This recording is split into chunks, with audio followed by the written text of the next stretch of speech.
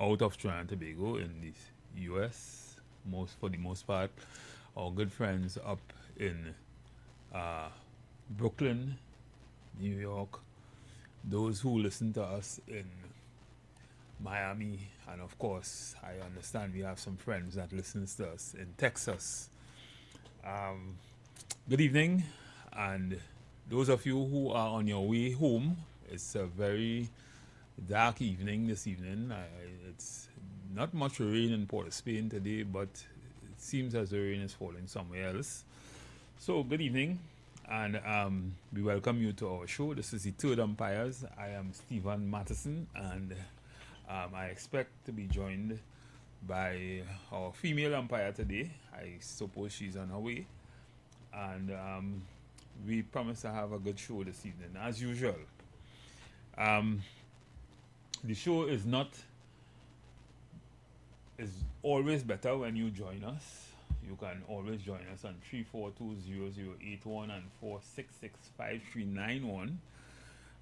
You can join in the conversation. I'm looking at the news today. There's not much out of the ordinary in the news, but still a lot to discuss. We've covered a lot of what is in the news or what has been in the news for some time now. So we like to, just have discussions on further analyze things as the public may see it, because when you look at social media and that kind of thing, you see a lot of things that sometimes need further explanation and sometimes need real analyses. And that's what we're here for. This is the Third Umpire, and we try to show our lens, the umpires. You in the pavilion, you may have your say, and you can always call us, join us, and tell us how you feel about what our analysis is of the game. But we see this as a cricket game to a large extent. There are two teams, and of course, we like it when you join us. When you join us and tell us how you feel about the game, how you feel about the umpiring, right? So with me is our female umpire. She's just joined us, and of course, I would want her to say something at some point in time. She hasn't been here for a while. Things have sometimes very difficult for us on evenings. As you know, we do other things other than just come and talk to you on evening. So this is like an extra work job for us, without the pay, of course. but Simoya, we haven't seen you on the program for a while, and I know how things are. Those who have been following you on Facebook will see how busy you are with training people and all the different conventions and all the different things you do. So maybe you can say good evening to the public, those of you especially who have been missing you. Good afternoon, Trinidad and Tobago. Senior Matheson, good afternoon. Thank you for having me here as usual. Yes, I've been busy, but I'm here. It's good to grace us with your great smile and intelligence also. So I was just saying that there's not much difference from any other day what we see in the news, and we intend to analyze as we see fit what's in the news. I'm seeing that there's been 2 earthquakes recorded yesterday sometime, but I know I felt some before. And there was one earlier today. And right, so it seems to be, but what they are saying, what the UE seismologic the UE seismologic department is saying is that this is not out of the ordinary. We live in an earthquake zone. Yeah. And there are always a lot of earthquakes all the time. Sometimes we don't feel them. Usually, they've recorded the amount in the last month, in the last week. Probably in the hundreds. And that, to me, is frightening, because to me, earthquake was always something that you would feel once in a while. Yep. Not as often. Not as often. And, I don't know if it's a sign or something, if it's a sign that the world coming to an end, but we know that the science cannot really predict Yeah. an earthquake or Yep. the magnitude of an earthquake, a devastating earthquake and that kind of thing. So it's always good to be ready and prepared and that kind of thing. Correct. We saw what happened in Venezuela. Correct. And Venezuela, by no means, I would say, have bad building codes and that kind of thing. And we saw what it did, what a very close to the surface earthquake would have done Yep. to Venezuela. So it is not by any stretch of the imagination that maybe we should do our own preparation here for Correct. in case we may have a situation where we could have an earthquake as devastating as the one experienced in Venezuela. Venezuela. Clearly, people or citizens are Need to being more take aware of what's precaution. going on, and Correct. people are concerned as to the amount of earthquake that is happening. The world is heating up. A number of things happening all over the world, and there are a lot of conspiracy theories about why earthquakes are happening in this zone and why And the as amount of opposed to the earthquakes are others, happening, yep. and that kind of thing. I don't know what the public may have to say about that, I but would love to hear. that clearly is something that we should be concerned about. I also saw in the news the one of the deputy commissioners was saying that crime is on the for some reason we equate crime with murders in Trinidad and Tobago. So they are saying that crime is on, they've been able to reduce crime significantly. And murders is on the down. I don't know. I don't think. I remember when I was my first stint at university, a lecturer told me that statistics are nothing less than lies. But the thing is, the numbers say something. If you had 10 last year and you have 10 less, 5 less this year, then of course there's a reduction. Yeah, there's a reduction. The question is, what is really being done to ensure, and I do hope that I really do hope that the SOE is not a crime plan, because I heard them mention, even Pastor Dutton will have said that without the SOE, It would have been murders worse. might have been worse. And I don't know if to agree with that or if not to agree with that, because I'm a person, I like to work with data. And I feel that if we have a real plan, that real plan in some way we must be able to rationalize between that agree. and the reduction in crime. And crime is not necessarily murders alone. Crime is that other serious crime Exactly. that we talk about. So I don't know. Because that's not what the public is seeing, and I think we still have to be sensitive with the communication. Because when you say so hard and fast that crime is down, people are not feeling the effects of that. People are still asking questions. What is the essence or what's the benefit of this SOE besides preventing people from protesting? Well, they did say other things, and they did agree Yeah. that that they have to do certain other things. Yeah. They did agree that that we cannot just look at the fact that there's a The difference numbers. in the numbers, and we have to look at the reality of the situation, how people feel. Yeah. And and the need for everybody Yeah. in Trinidad and Tobago to be part of the crime fighting mechanism to solve to reduce crime or to arrest crime, because as we know, when you look at bigger, more developed societies, you will see that people, it's almost normal that if you see something, you would want to say something. you would want to, because you feel part of.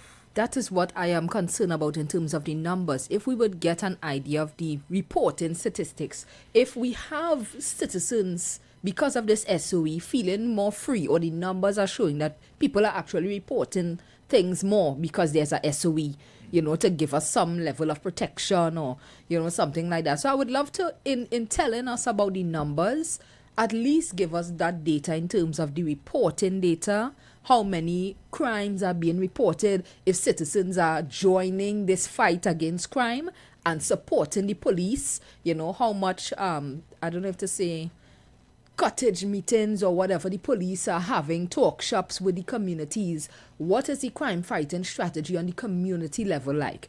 Because in my community, you will see by certain houses, you will see signs, I guess, how do I say? Yeah, the neighborhood watch, but there's the police service sign. So there's a collaboration between the neighborhood and the police service with the camera systems and so on. Well, so that's what I'm saying. Things like that would be important in terms of the reporting. If we have a lot of neighborhood watchers coming on board, if they are partnering with their local police service, to be able to support that crime fight. But to just say the numbers are down without adding context to it, it will have people feeling like you're giving us a 6 for a 9. So not that the information is wrong, because statistically the data is showing certain things, but to make it more relatable, to say, okay, we are coming together as a nation. It's not the government versus the rest of the state here, but we are coming together to work this strategy. I think people would feel more comfortable if you communicate it in that way. Well, the government and the police and the politicians, they have to say what they need to say. And if, in fact, the numbers are showing that crime is going down, then that's a reality. I mean, you can't doubt that. You can't, yeah. But do we actually feel as though crime is going down? You saw what would have happened in the last few days. Yep.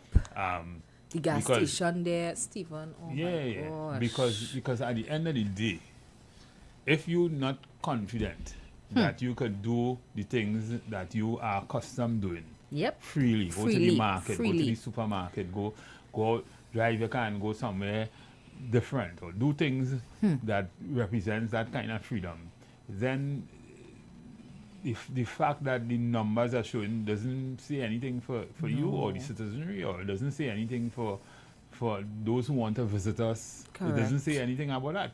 So, but it is good also to know that crime is going down. Whatever they are doing, we do hope that we will not be constantly living on that perpetual state of emergency. Not that it is affecting me in any way, but the thing is, I mean, there's no curfew, but it's just that the military have a lot more powers than they usually would. So is that helping? Then maybe we can have a conversation around that. How is that? How about those powers, those freer powers, assisting the citizens to feel safer? Well, to some extent, somehow, I mean, they are saying that it is not a crime plan, but I feel it is their crime plan. And I really hope that it is not, because if it is their crime plan and they are seeing obvious benefits in the numbers, then they will be almost tempted to keep it. Well, I mean, you have to try something. This is just my view. You have to try something, and it probably may not be the best words to use, but I am still saying having the communication to let the citizens have trust in the government that we are trying. We trying to work with the situation. Have some kind of communication. I believe in the community coming together with the police and offering that support. But how would we know what is happening if we don't have information? Nobody is asking you to make your intelligence less intelligent. I'm not saying that. But there are ways in which you can communicate about the partnership between the citizens and the police service to make the situation better. We are seeing crime happening every day. You can't go in a gas station anymore because an innocent elderly man was taken down. Don't say you can't go in a gas station. I'm not saying that. I'm saying people will not feel safe. An innocent man was taken down in a whole situation that he had nothing to do with. So the man on the street is going to say, well, I can't go nowhere again. So what is the communication like? Nobody's asking for you to reveal secrets. But in saying to us, this is what we are doing to make citizens feel safer. We'll have more police patrols. Something like that. Well, That's what I'm saying. That is my concern. Because, and that's where my concern is. To say that you are doing something to reduce crime, and then all of a sudden you see this happen. It tells us that if you're doing something, I mean, what crime you're looking at solving? So what that are you, statement is the equivalent of you telling me crime is down. Both of them doesn't make sense to the man who's not impacted or feeling something by it. Yeah, that is the concern. So maybe I'd want to hear what the public have to say. I would love to hear, because nobody have the answers, but where do we go from here? We have to remember we are in halfway into this year, or a little over half in terms of the months. When we reach this point, people's minds already begin to go to Carnival 2027. Yeah, about 215 or something murders for the year. For the year. And we thinking our strategy for tourism, for drawing people to come in to do business with the country, because that was the plan at the start of the year, to make Trinidad and Tobago a business hub. But on the international news, they are seeing all of this crime and all of these things happening. So we need to look at the crime plan in tandem with how we are going to get business and to, make people not focus so much on that situation, but find ways to still invest and give us that support. That's just how I feel about it. No, I agree. Just to see that it is on the down, given the numbers and that kind of thing, that is not giving me any comfort. No. Right? Especially when we saw what happened over the weekend. But to a large extent, it still says that that something is happening or something is not happening. Yeah. And the thing is, the question is what? Because if something is happening and you're still having murder, brazen killing and that kind of thing, then it says that element of safety that you kind of give us that false hope that, people could easily assume that, but in reality, you can't really stop nowhere you live in, no society. You can't stop people from killing people and when they need to. So there are other underlying social issues. There are a number of other underlying issues that would usually give rise to these things. And these are the things I'm hoping that they will solve, they will fix, they will understand and try to deal with all the other social aspects of crime and criminality. And if that is not happening, then I don't know who could tell me that what plan you have.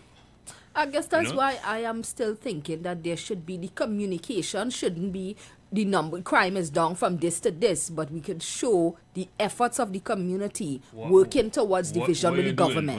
What are we doing together? People are seeing the visual. People are seeing, you might see some new police cars, you might see, but you're not really seeing the visual. You're not seeing the police walking. And some caller is always call and talk about it. You're not seeing the police, the visible police. You're not seeing the communication in the community. That is the partnership with the communities that to get is things what would done. be effective. You're not seeing people getting work. Those because all those sociological problems, those are the things that could contribute to crime. If people, I always say, if you had a full bottle, when you water bottle full, water had to come out. So at the end of the day, things will still happen if you're not dealing with all the other social issues. There are people who can't send their children to school. That school closed now, and that people are worried, they're frightened. They don't know when school open, what happened. No money, and what will the result to? So things. I agree. We have to fix those things, and if we don't deal with those kind of issues, then we'll continue to be having this conversation. You have to find a way for things to trickle down to the small man. We had to find a way to make everybody, put everybody on an equal footing. Correct. At least to be able to survive for the month. And that's all we're saying. So don't And be that so is- confident about it, yeah. but let's do it together and show that it's a work in Right. progress. So And that's enough. That was kind of like the ethos of my conversation yesterday.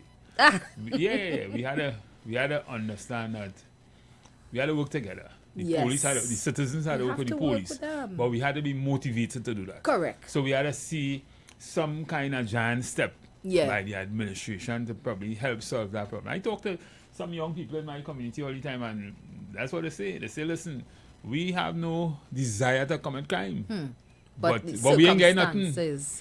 Well, we could talk about that when we come back. We only have 53 seconds, but I would love to hear your thoughts if you didn't cover it on the housing issue. If you didn't speak about that yesterday. Because all of that I didn't. forms societal problems. That too is a problem. You know, people need to live. People need to, for all the basic amenities. We understand what Maslow. Yeah.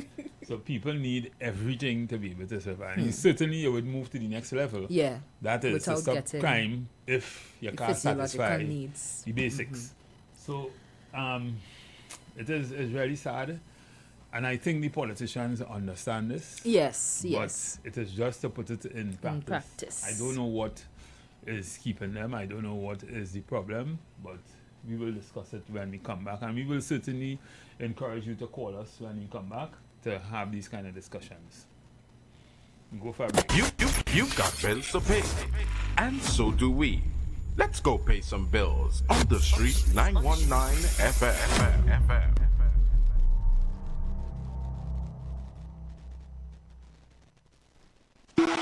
When every hand start waving, this KFC a craving. Extra crispy or spicy it blazing. So when it comes to flavor, you know we can't lose. It's popcorn chicken in 3 kinds of sauce. So you dip on, you dip on, you dip on, you dip. KFC popcorn chicken, make you dance while you dip. Yes, you dip on, you dip on, you dip on, you dip. Somebody bring the KFC quick, I'm telling you. Get your hands on KFC's extra crispy or spicy popcorn chicken, starting at just $35. Or grab the winning combination, 3 pieces of chicken and 4 tenders for $79.95.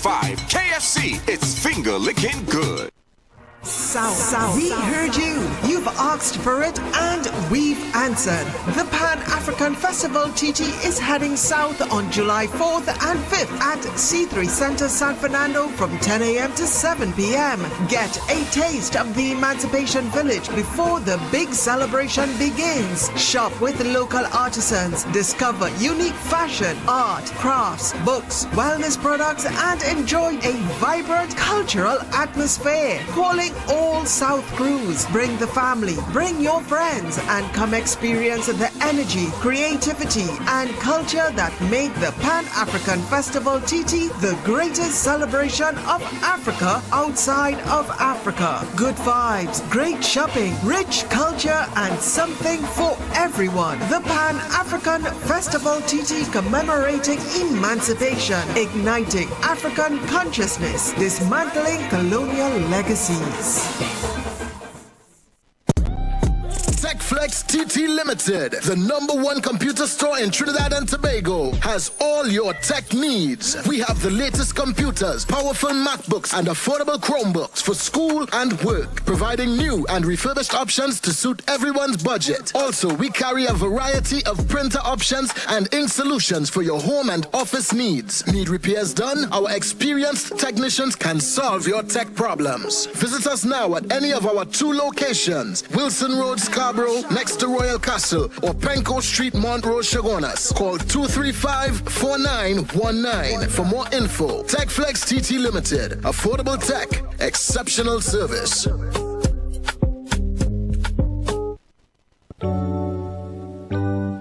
Blessings in the wonderful name of our Lord and Savior Jesus Christ. You are invited to listen to the Final Hour broadcast heard every Monday from 11 p.m. to 5 a.m. in the morning on the Street 919 FM. Hear my mom, Pastor Helen Garcia, and myself, Pastor Valentine Garcia Jr., preach the Word of God to the elderly, youth, and children. We can be contacted at 629-0113 or 623-8444. The church is located at 26 Prince Street in Port of Spain. We look forward to you joining us. God bless you. As my life I lay it on the altar.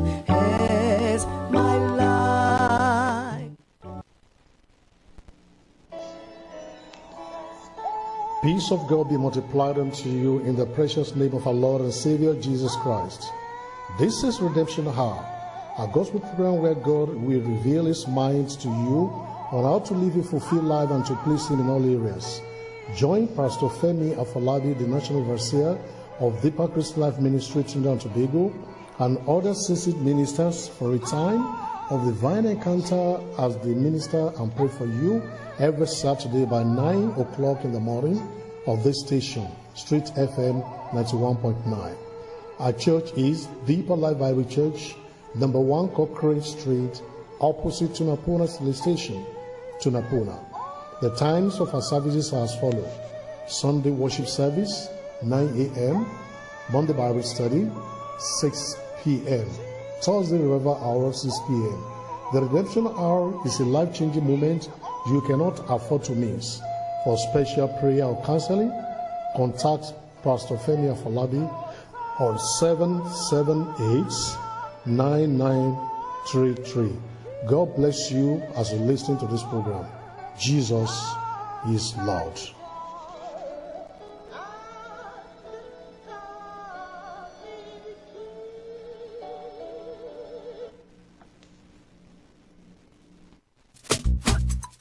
KFC onion rings, bring the sauce, Come to the crunch like a boss, Add a ring, show me onion ring, in the ring, ding. Show me your onion ring, is a ring, ding. Yes, it's a brand new thing called onion ring.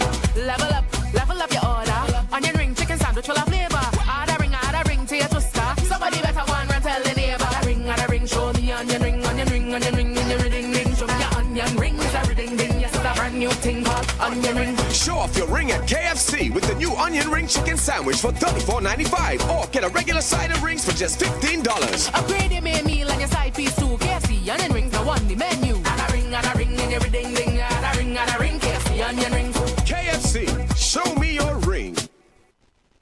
Share the live. The Street 919 FM on Facebook and Instagram. Share the live. Iowa George on Instagram. Share the live. Iowa TV and Street TV on YouTube. Share the live. The Street 919 FM.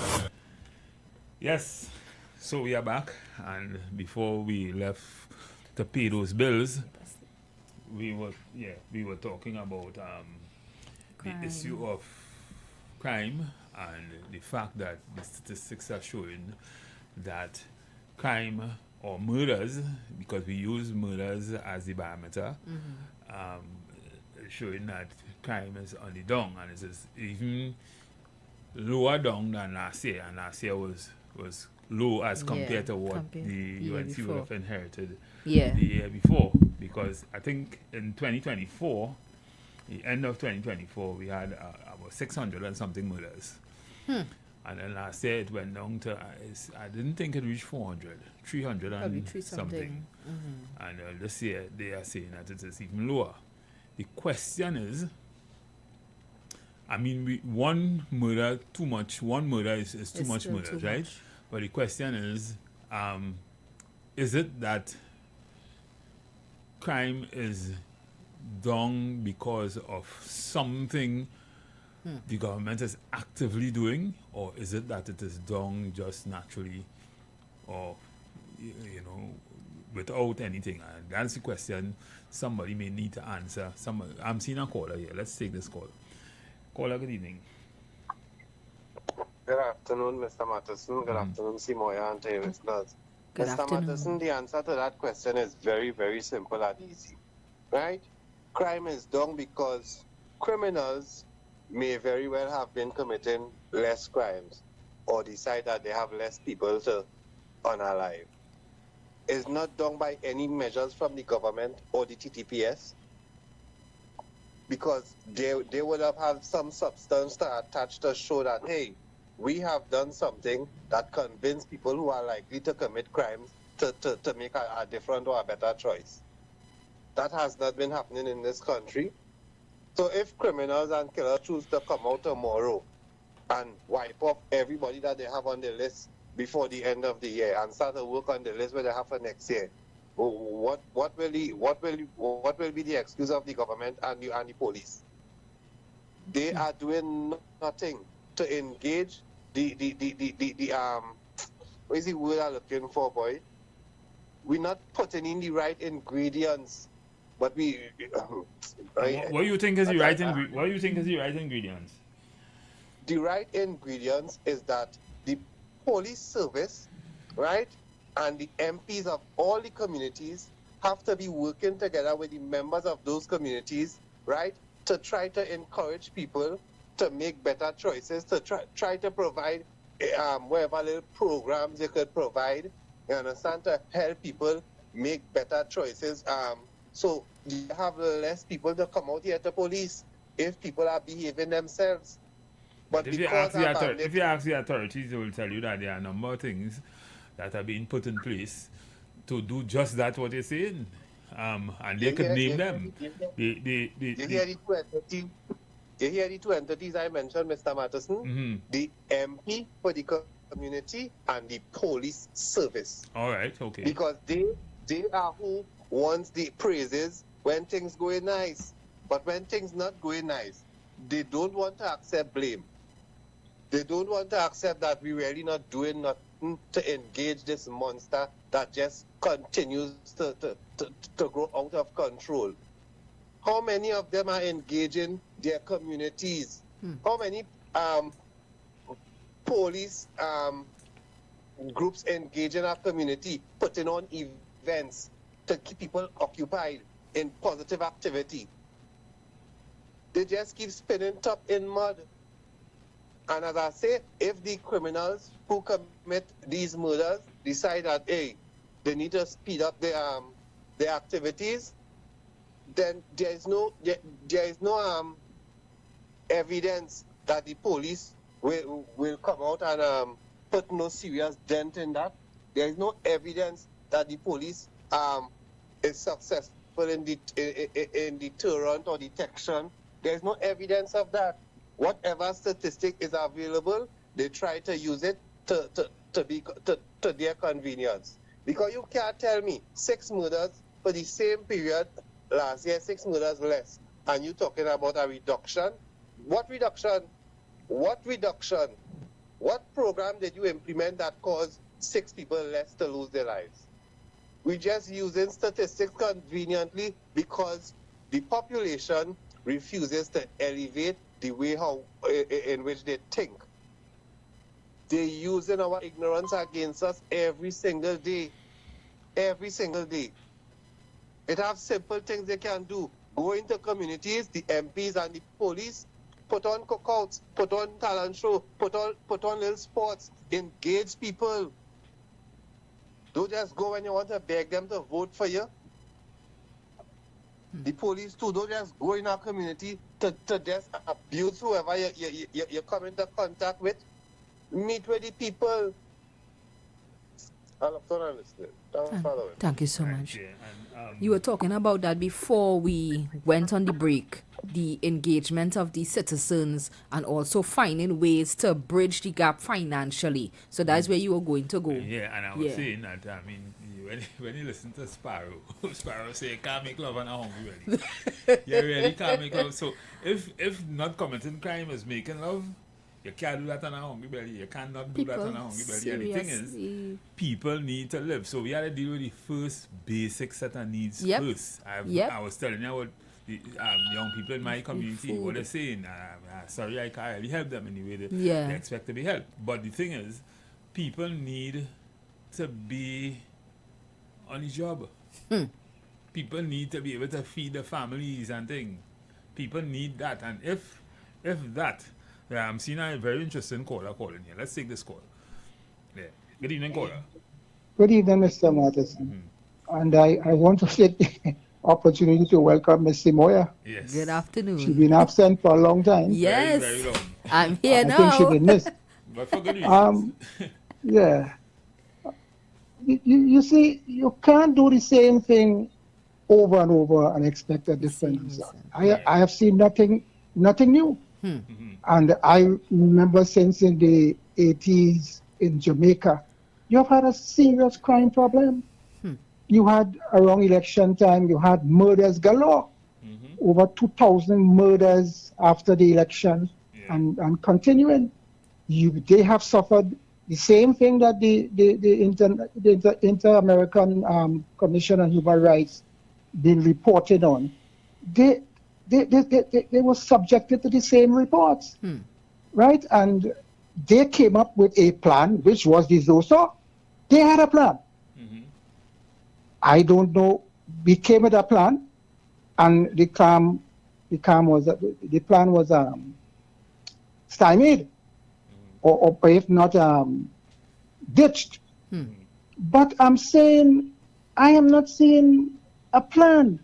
And yes, the crime is down, and everybody knows that once you have a state of emergency, the evidence is there, crime decreases. So yes, you have a decrease, and you tell me about numbers. And the basic things, you go in England, you go to Canada, you see police on the street, police in the community, as the previous caller said. They interact with the communities. They have the whole town meetings and all that.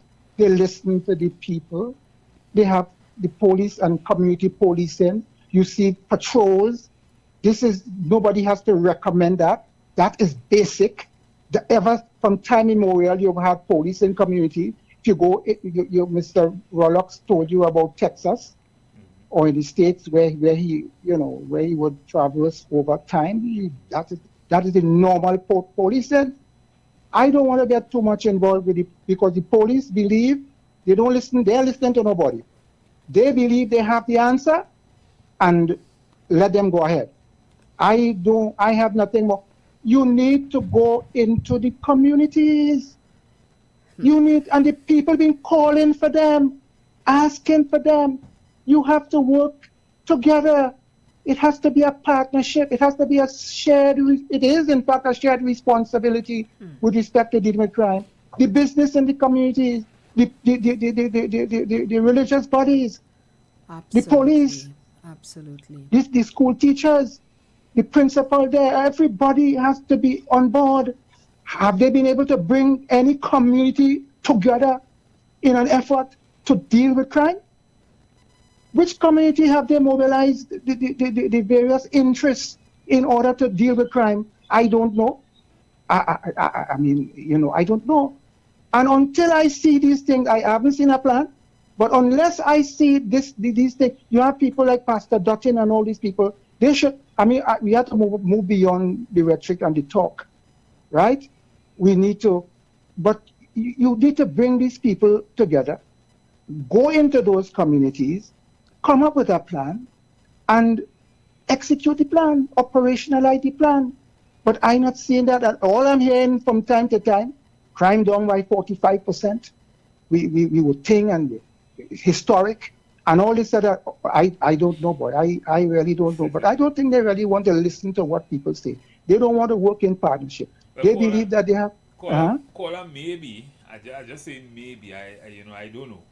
Maybe they are probably planning all that right now. I see they are doing some massive recruitment and things. So maybe they are planning all of that so that at the end of the state of emergency, they'll have the necessary manpower out on the streets doing the same thing we're talking about here. I'm just saying, because they've complained about shortages in the police service, and retirements and that kind of thing since COVID. So I don't know if that is what they are doing right now, but even if that is what they are doing, just to deal with what you just asked, I don't think that is enough when you consider the other side of crime. Yes. Which is the other social problems with people not being able to put food on the table and that kind of thing, because people will do things to survive. It's survival. Yes, you need to deal it, approach it. So from it's a holistic thing. You approach all the different angles. From different angles. That's a fact, because you can't really seriously deal, because what we say is that poverty don't really cause crime. No. Right? But it is there's a correlation between poverty and crime. Thank you. But I like there's no. I like what you say. Right. Correct. That's right. There's a correlation. Yeah, So people have to understand these things, these basic things, and the police. So you need to deal with poverty, regardless to what. And I don't know, the politicians are saying, in fact, the persons who started off and they say they have no money, the country has no money, and what you're going to do, how are you going to do it. I heard people recently on the others who support the other side saying that you need to have, and if you're dealing with poverty, they are saying, I listened to a program, I think 2 weeks ago, with respect to the economy and what is taking place in the economy. And those people who support us apparently belong to the other side. They will say that, hey, listen, you need to reduce or remove the subsidies. And they were also suggested that you devalue the currency. So that is how you're going to deal with poverty in the short term. That is how you're going to deal with it. People need relief, and you as you rightly said, you need a holistic approach in terms of dealing with crime, which means you must deal with poverty. You have to look at unemployment and all that, and you have to look at devaluing the currency wouldn't help citizens as it probably will help business, right? So devaluing the currency will just make it worse, cheaper for someone to purchase what we're producing. But if you're not producing nothing and you devalue the currency, well, if you devalue currency, provided you have things to export, because when you devalue, correct, what it is you're producing.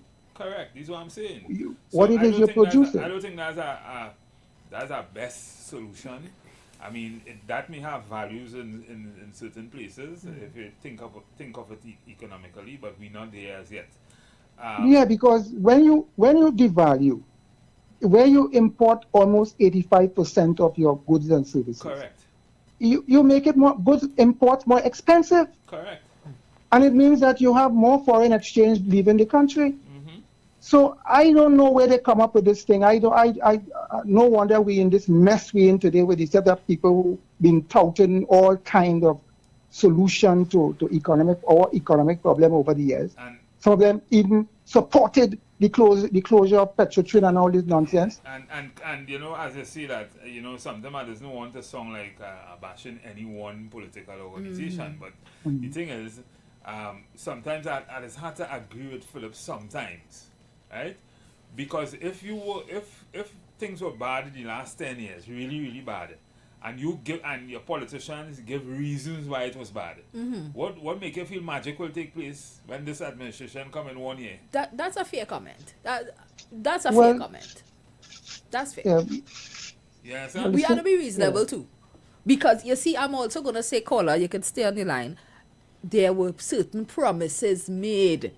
And sometimes we have to be careful when we are campaigning that you don't make promises before you see the reality of you know the psychology of elections. People make promises. I understand that. When a man quoting a woman sometimes, you see a nice don't come with that again. That's a caution here. He just tells you all kind of thing, but when he get there, he know how he's supplying that. But at the same time, if we know that is the strategy, then you can't play mass and afraid powder. You are given promises. People will have expectations. If I would say this, I just wanted Joe, now with respect to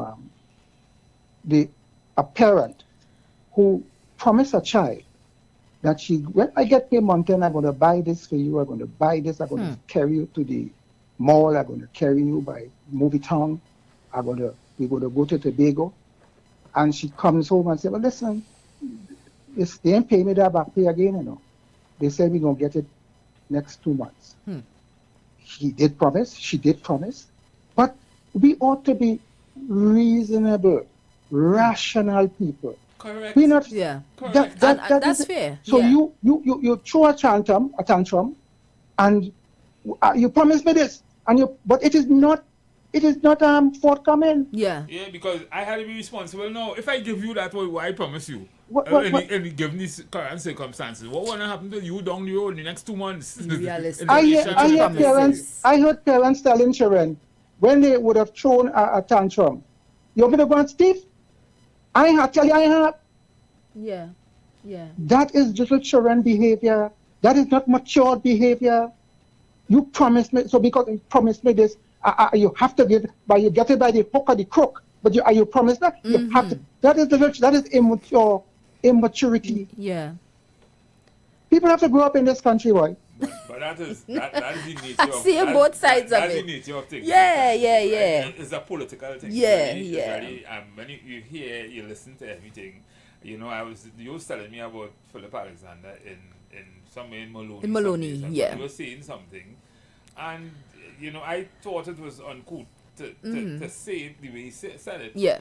But when I think about what he said, I mean, it's also an honest comment. He made sense because I mean, he asked a gentleman, have you ever seen a politician in the last 10 years or 15 years here doing what I'm doing? And the man said no. He said, you are the first. Wow. Right? Yeah. And he said, I am here because my intention is to fix the situation. Fix all the problems. Yeah. But people also have to take personal responsibility. That's right. In these places. That's right. So it's the maturity that the caller is talking about. So, you know, we see on both sides. Caller, you hearing me? Yes, I'm hearing you. Yeah. I mean, you had to look at it from two sides. Yeah, you know? absolutely. Yeah. It's not one side. I saw him on some, I saw what, I think on television or what, some program I turned on to. And I think he's on top of things. He may not everything I would agree with what he would have done, but I think he has suited for the position that he has been placed in. We've never seen a minister like that. Yeah. But you see, the thing about in the politics, in terms of, I just want to shift there, in that he is able to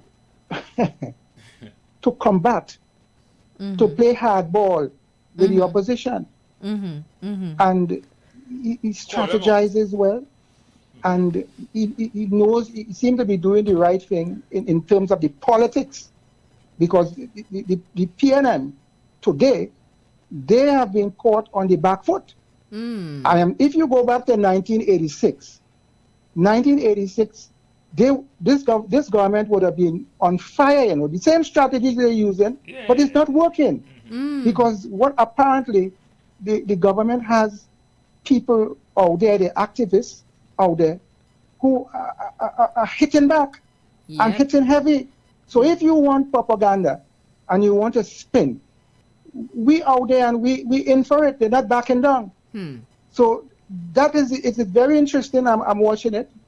You know, that's the political side of it, you know, in terms of the rivalry and the quest for dominance or power and that kind of thing. You know, sometimes I just wish we could just remove the politics. And although that will not happen, as I said yesterday, that's utopic thinking. But and it happens all over the world. But the thing is, in societies, even right up the Caribbean, where they have less resources than us, which are more homogeneous than we are, you see, they run on whatever little they have almost perfect. You heard what the Barbados Prime Minister told Neil and Marcy not too long ago. Listen, if you could make $50 million in profit, you can burden the people like that. Make 20. Wow. Well, what you're saying there is that, you see, Motley's a different kind of politician.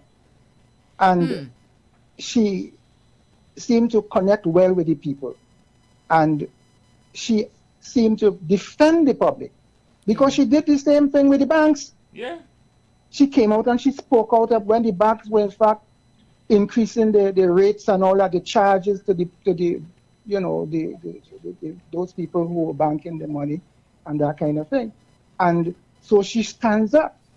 And what is more is that the population in Barbados, their mindset and their attitude and thinking far different from us. I was in Barbados at one time when you had the DLP, the Dems, and you had this fellow Fondel Stewart, and Fondel Stewart actually ruined the economy, and she took it over, and by 2018, I think, she went to the IMF and whatnot, and she has grown the economy. But the people in Barbados, they understood where they were, and they cooperated with the government, and because they knew that, you know, who brought it as it is.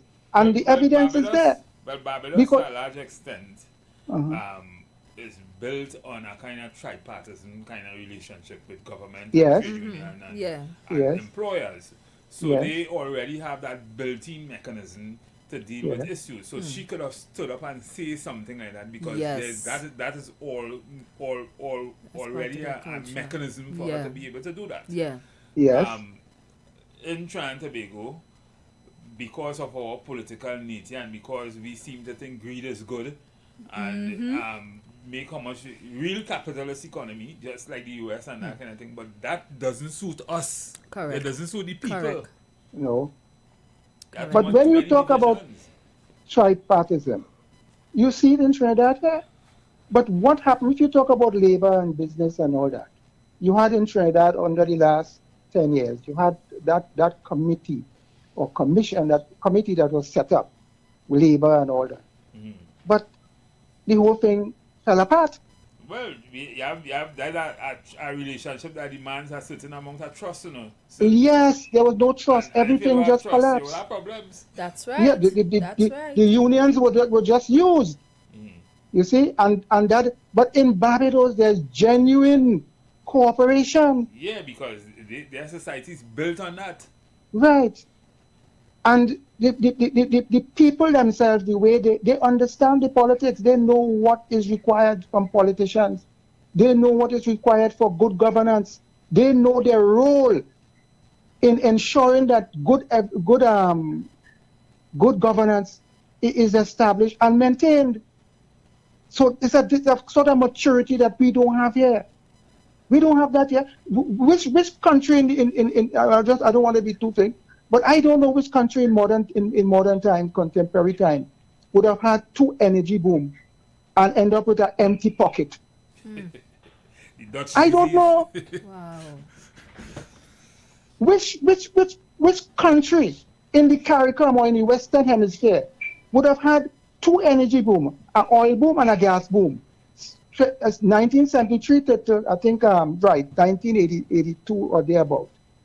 And then you had 1999 to 2000. And at the end of those boom, when the thing exhausted, you dip in the pocket, you mouth open, everybody mouth open. Ants. Nothing at all.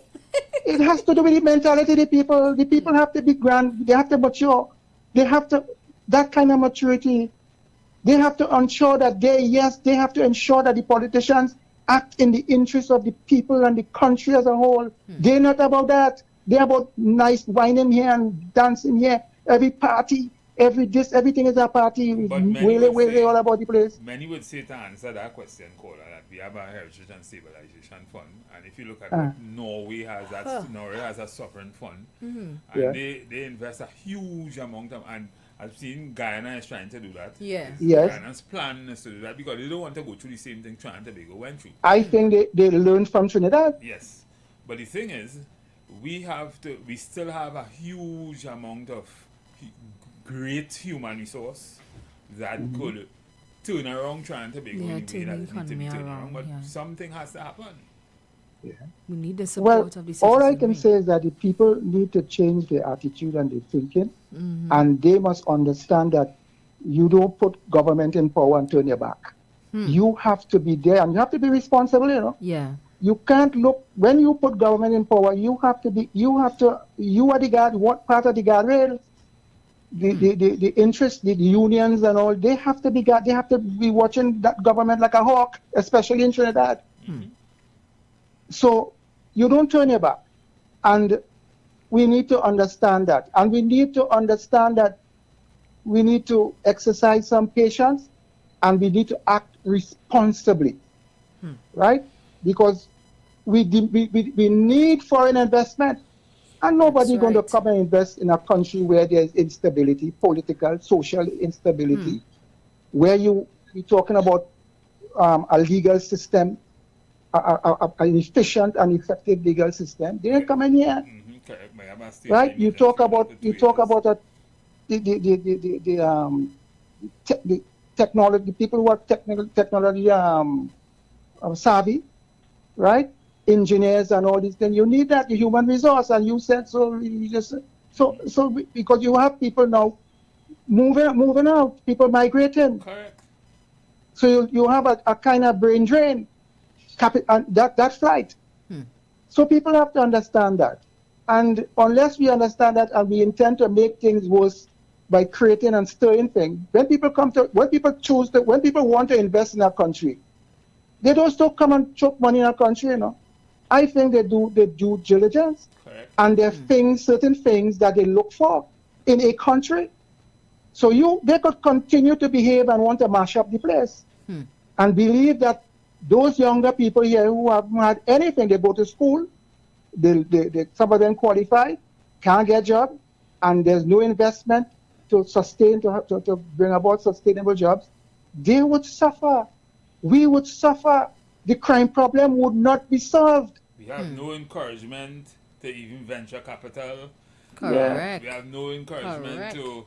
Nobody want the banks not investing. They're making Yep. a huge amount of money in the there's country, no but investment. willing to invest back in business. Anyway, they should be like venture capitalists and that kind of thing. So I mean, everybody just raping you is a whole massacre. Yes. All right. Thank you, Mr. Matheson. Yeah. And Ms. Moya. Thank you. Welcome you back, man.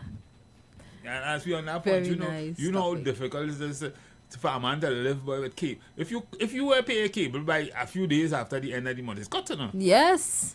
Right? They didn't care if you lost your job or if you. you're working, the same thing with electricity, everything. them I mean, it's cutting difficult. you. It's hard. A man who working sometimes just find it difficult. A man who are running a small business and making some money just find it difficult to survive sometimes. So far less. A man who are working. Good evening, caller. Good afternoon again. I just want to give a little 1 cent again on this crime thing, right? And I want to deal with the people who are responsible for treating with this thing called crime, right? It have other solutions that we could deal with as it relates to the perpetrators, but are dealing with the people who have to enforce the law and treat with these things, right? 2 simple things that can be done to drastically change the nature of crime in this country. 1, the body cameras that we consistently continue to call for, that can be done in the morning by way of legislation by these politicians. Just make it mandatory for these officers to wear the cameras on duty. Provide them with the resources, right? The police themselves don't even have to tender for the cameras. The government can find some way to purchase something that is usable and effective for them and let them use it. Attach penalties for people who are not using it. Attach penalties for people who interfere with it. The second thing is, based on what we already know that exists in the police service, right? I don't have to itemize it and talk about the thieving of weed from the station, stealing your own vehicle.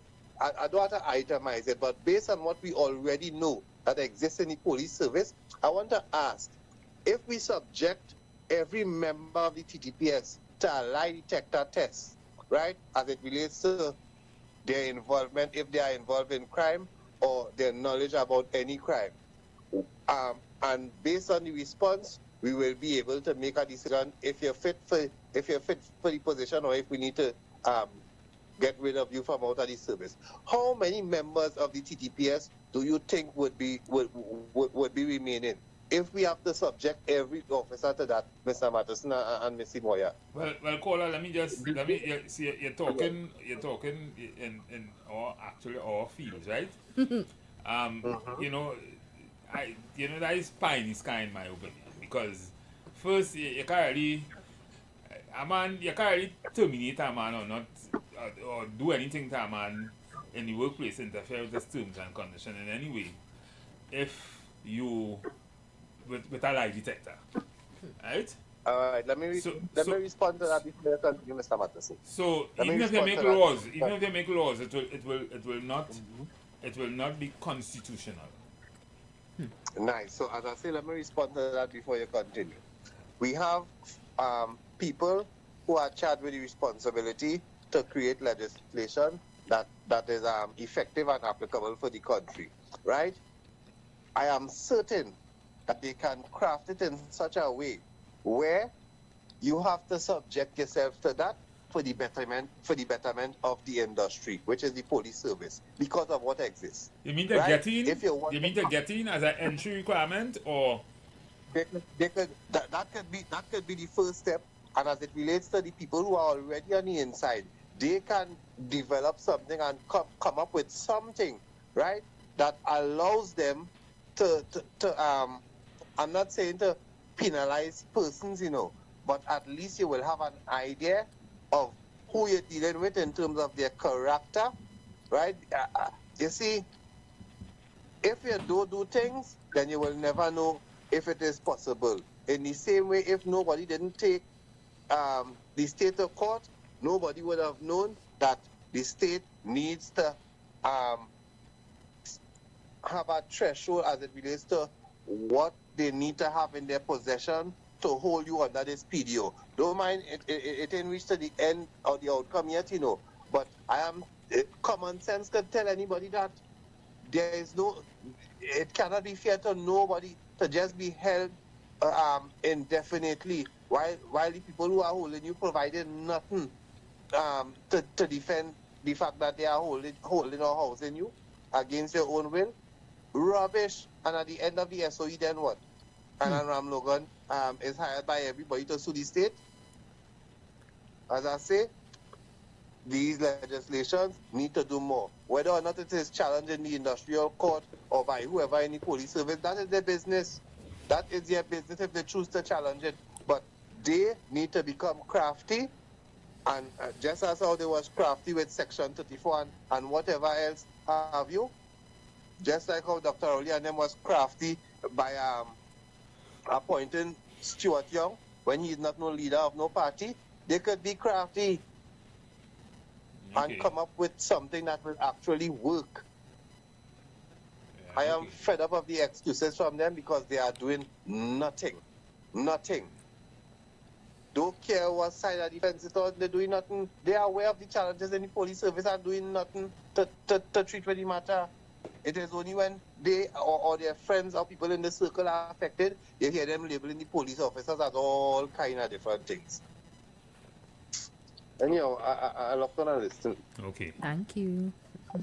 So, I mean, listening to the caller, you always have some really good suggestions, sometimes very radical, but just the one where he talk about the fine or dealing with persons on the basis of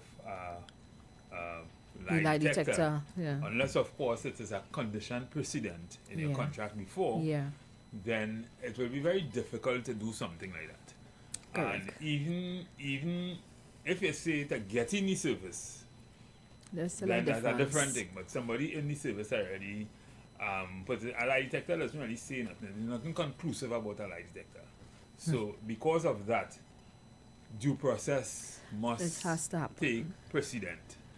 And I'm saying all of this. I have a matter like this in the industrial court where a lady was terminated on the basis of a lie detector. I wait to see what the judgment of that will be. But I am one of those who you can't use that. You could do that. You can't use that in that kind of way. You could use that as a crime fighting tool. Yeah. To say in a significant way that maybe there's need for further investigation, or but it can't be conclusive that based on this. Because people could fool them thing too. That's correct. Right? That's correct. And sometimes your action could say something that might be so also. Let's take this call. Good evening, caller. Good evening. How are you going, bro? Good. You hear the news today at 12? At 12? Yes. No. You hear what Logie said? I don't know what was the discussion. Logie? Yeah, the General Secretary. Oh, right. What did he say? I didn't hear it. Mr. Logie is saying it's prison officer who they held, and they say he was part of a syndicate with Rajiv Ali and them. He said that man back on the job. He was part of a syndicate with what? With Rajiv Ali and in the highways prisoner from I know who that is. Thing. And he said that who? The commissioner is what? Not the commissioner. He said that officer who they signed off on, and he was on some PDO. He said that gentleman is back on the job. Don't tell me forget that. I can't remember. Tell me. You can't remember the prison officer who they held, and they say he was part of a gang in the prison. Right. Don't tell me you can't remember that. Yes, I remember that. You know what Logie said today? Logie said that man is back on the job. Well, if you hold me and you have no evidence or you win my matter, then I'm innocent. But I can't remember he going to no court or nothing. Just let he go. But if they didn't have any evidence or prima facie or otherwise to bring him to before the judge, before a court, then you can't hold him. Yeah, but then, watch me. You forget the magnitude of this thing when he get hold of him. Roger them was involved in that. And they brand that man was part of a gang assassin Ali and them. Who Roger? Well, Roger Alexander. Jeez. Views of the street. That's holiday. Let's just play it 1 minute. Yeah. Holiday. Right? Yeah. The views expressed are not necessarily the views of the management of the Street 919 FM. Yeah, we just don't want to get sooner. Okay, sorry for calling him, man. Yeah. But you asking who Roger? Yeah. I wasn't too sure what you were saying. Fighting too. You understand? But you are saying. But we hear all kind of things. No. Logie himself talk on the news, 12 o'clock news. And he said that black officer is back on the job. Anybody who listens to 12 o'clock news, they could call you and tell you what I'm saying is correct. No, I'm not saying that it wasn't said. What was said was said. The thing is, if a man is back on the job, it could only mean a couple things. It could only mean that they couldn't prove what they said about the man, so it might be, it might be. In other words, were you telling me that you song is normal with that? Like he's dying nothing? No, but listen, people say all kind of thing about, anybody ever accuse you of something that they didn't do? This is not about me, boy. This is about a prison officer. I understand, but I understand what you're saying. But it has something called due process. Allegation, Well, I am alarmed. But we're going to hear more about this. I hope when... I wait to hear more about it. Yeah. What it is. You know. Another thing I want to see, right? When they say they sign a MOU, use a man knowledgeable more than me. How effective that is? This is in relation to what? Well, the government signed a lot of MOU with this one and that company and that company. I am asking if all those MOU will come to fruition or if it's just a signing of a piece of paper. Not necessarily. Sometimes an MOU might be an intent to do something. We have a memorandum of understanding is that we will develop XYZ or we will do this at some point in time when the conditions are right or okay, but kind of thing. The point you're making here is that it could fall through. Yes. Oh, okay. Of course, there are a lot of MOU that never reached any level of fruition in any way. Because even with this AI company and them, I listen to them, they sign some MOU and... Yeah, I mean, that at the doesn't top say of a job much. and blah, blah, blah. If you tell me I sign a contract saying XYZ and money pass and that kind of No, thing. I know that. I know that is different. That's different. You understand? But that MOU is merely an intention to do certain thing at some point in time once other conditions are met. So it could fall through. Yes. Yes. All the conditions are bound to be, we might not have the money to do it. Okay, yeah, because that kind of thing. But if you're talking about the data center, I mean, that's something we'd want to discuss further. Because, sometimes people really does not experience their full potential until they go out on a limb and do certain things, take certain risks. And, I'm not going down that road. That is why I asked you if a MOU could fall through. Yeah. Right. Yes, it could. So that for me right there, that could fall through too. Yes, correct. This is the point I'm making. That's why I asked you. You understand? But with respect to the state of the place and thing, boy, Matterson, I realize that. And I really don't like what happened. You understand? I don't like what happened. Nobody likes what happening.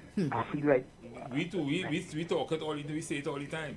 What's happening. Sometimes it's just like, in some cases, it's like have a resistance for certain change to take place. You have people, you have non-cooperation, right? Which Like I feel like this whole place, like it just standing still. Yeah. But as I say, it's for all kind of reasons. Yeah. Right? But look, you hear what Amnesty International saying now about the ongoing state of emergency. You understand? And I feel like we reach a place where we don't know what to do again. Well, not we. And we not pretend. me and you. What they don't know what to do But this is what I'm saying. Sometimes you feel a reach, but again, it has a lot to do with recalcitrance. People not wanting to take certain risks, people afraid to do certain things, people not cooperating in a certain kind of way. We don't have the kind of money, we're not thinking out of the box, we're not making the right kind of investment, we're not encouraging the right kind of investment. As you talk about investment matters, and I want to get up the radio to give somebody else a hearing. You think anybody seriously coming here to invest in this country is state that is in it? Tell me. You think anybody coming here to invest with an ongoing state of emergency and all this crime business? When people sit down with the shareholders, them investors, they come in here, matters, and you know it. Well, here might be better than a lot of places. I mean, here might have a lot of the right kind of atmosphere and everything better than other places. Okay, we know we have the infrastructure and all this infrastructure. While the Caribbean might be a more quiet, other parts of the Caribbean might be a more quiet and peaceful place, they may not have what we have here. And it might be more feasible for an investor to come here than to come there. So you're telling me technically that they might still come? Yeah. That is very possible. Especially when they hear the authorities saying crime is on the decrease. I mean, we are 40-something% reduction in crime. That's good. Matters. Have a nice evening. You and the lady. There's always this voice. I didn't see name in what. I can't remember. Okay. Good evening. Only have a nice evening. Thank you. Yeah. No, but I mean, you know, sometimes you just have to be, you have to be optimistic about things, right? You have to see things. Yeah, you have to see all sides of the thing. Yeah. Sometimes you just have to be optimistic also. Right? I live in a community where was once seen by me and people like me as a bad place. Yeah. And if everybody like me thinks that things will not happen or things can't happen or it can't work, they will just migrate. They will have brain drain. You will have depressed communities. You will have all kind of things. So you have to have that confidence that it could happen. Things can happen. And this is why I'm so sometimes annoyed. Let me take this call. Good afternoon, caller. Yeah, good afternoon. Yeah. Well, I just want to review on hearing a topic and it sounded interesting. But one thing I want to squeeze in quick. You see on the issue of crime, one of the things where I think poor people in Trinidad need real bad boy. You see this little CPEP pocket might sound like a petty work or whatever. CPEP and the little forestry, and it has some little work the government was giving out. It always had them thing, especially coming to Christmas time, little holiday and thing. Boy, I wishing the government could take that serious and I wish they're listening to you. And open back them program, boy, yes. Because it has some I living in the ghetto and the line and so. And between me and you, that's so critically important, boy. It has people doesn't have nothing to eat and all just depending on that they have no place to plant. Some places, like if you live in coming to Princeton area, it's a little colony and you could still make a garden. But there's so much places people doesn't have no way to plant, boy. The place kind of will tick up now, especially on the line. The place tick up and boy, that's serious enough. Yeah, because when I watch any kind of crime happening, boy, and the people they like them big shot and them who in high authority places, they may realize, God, the poor people really are nothing to eat, boy. Like if a neighbor cook, they have to share the food and all kind of things because people really are nothing to eat. Yes. And then afterwards they're saying black people bad, they have black people deemed as the worst and all kind of thing. Listen, a long time, mostly black contractors that had building house. Now is only the Indo people building houses, and if you are there work from them, boy, and even if you're there work from them, you have to be working 10 times harder than the Spanish because they're taking most of the Spanish and giving them all the work. I'm telling you, it's hard for a black man to get a little construction work. I used to work construction. But right now it's too much competition for me. I planted a little small garden, kitchen garden and whatever. But this thing serious, what we must look at. Black people, poor people in the country suffering too bad, boy. You see all them little grocery work and all them work. The money so hard that mostly Spanish doing them things. Well, I see a lot of black people now, them younger ones, taking it at any cost. Because instead of home in their parents' house and they have nothing to eat or to buy clothes, a lot of them taking it now. But you're listening, that CPEP work with the government closed down. I say like the war crime to escalate and then they go bring in the U.S. Army like how they do in Grenada when things get real bad. I talk about that this morning. They're waiting until the country is like what had happened in Grenada at the time, and then they don't have the U.S. Navy coming down here and bringing back their base and all kind of thing. And then people just kill Creole like, wow, we're not. And I see it happen, Grenada, Haiti, all about, even in Africa, when you hear too much crime. They come in and they're looking to kill up people, And boy, I just scared. And now they have a survey going around and they want to know who living there, what doing what, and all these things. And get the people frightening, And that will escalate crime. All do something, always the people in authority. Do something, talk to the government or talk to the people in authority. Tell them you get the people something to eat now. What people eat, they can't eat the concrete. And when they commit crime now, we're saying them people bad. It's hard to get to use, not that bad. But they're hungry, boys. Not all the time you go on a neighbor or a friend will give you something to eat. Naturally, only to eat, I telling you that. All the thanks, because I talked about that this morning, and as I hear the things surrounding issues in Trinidad, this is one of the biggest issues. You see, Kamala promised them, you know how much black people I know vote UNC, and everybody was thinking that I'd be better. Manning was building a little house in the ghetto. It's only now ghetto people are a little concrete house, right?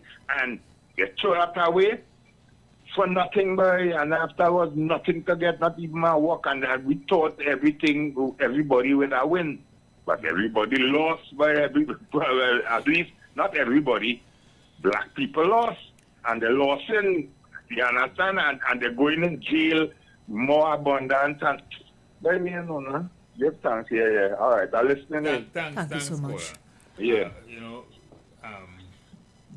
When you listen to these callers, they make a lot of sense. This is painful, and they are really echoing what the ground, what is coming off the ground. Yes. And the thing is, but it's not just. It is not just this is something that was always coming, and if you think it's bad.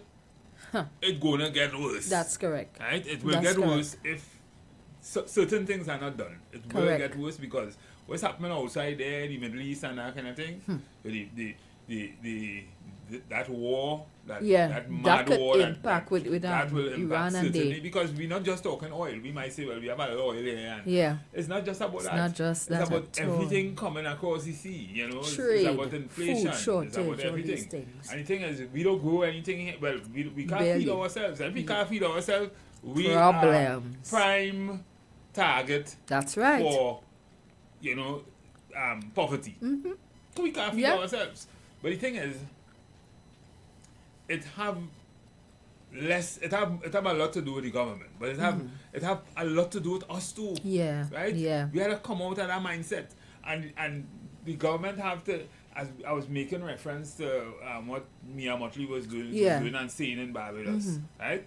and albeit they have a kind of tripartite relationship with, you know, with the state and all union the state and all and the that. union and the employers. But we have a responsibility, and if we could just, if the government could just encourage organization, all these companies and the banks and things were making billions of dollars every month, every year, right?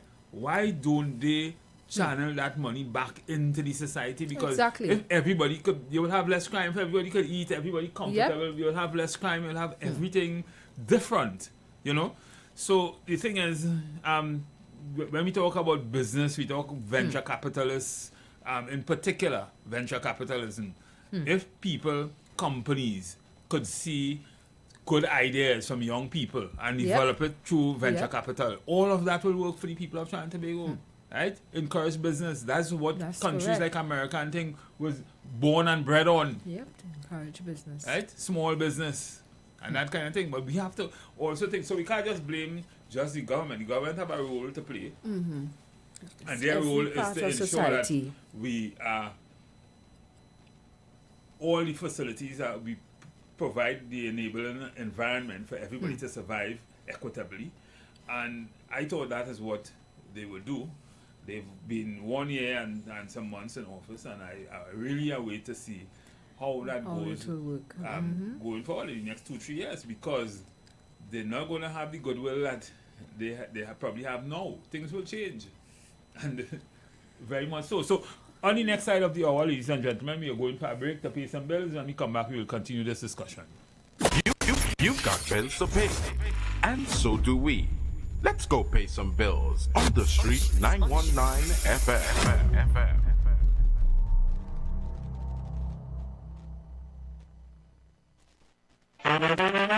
Is a whole lot of flavor wrapped up in a twist. Some of them try to rap, but they don't rap like this. With crispy KFC tenders and lettuce and carrots and shredded tortilla embedded, perfect wherever you headed. Dripping with that creamy mayo and that mambo sauce. Let me tell them one more time to get my point across. It's a craveable, crunchable, movable, functional, flavorful meal that your taste buds must endorse. KFC, crunch twist. None of them, they don't make it like this.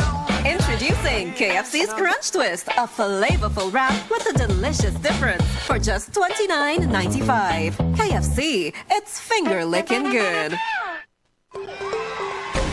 The 2026 Pan-African Festival TT, commemorating emancipation, the greatest celebration of Africa outside of Africa, at the Lijiasu Omawale Emancipation Village, Queens Park, Savannah. 1 full week of shopping, music, food, and African pride. July 25th, it's the grand opening of the village. July 26th, Family Day, Food Fair, Youth Pan, Jazz at Sunset, and Pan by Moonlight. July 27th, Ancestral Night. July 28th, Shikamoo, Super Blue. July 29th, Youth Day, Time, tribute to Oba Dread. July 30th, Pan-African Night. July 31st, Unity Reggae Concert. Each day it's Rhythm and Voices of Africa. And August 1st, Emancipation Day, tribute to our ancestors. Kambule Street Procession and Flambeau Procession. The Emancipation Support Committee of Trinidad and Tobago, igniting African consciousness, dismantling colonial legacies.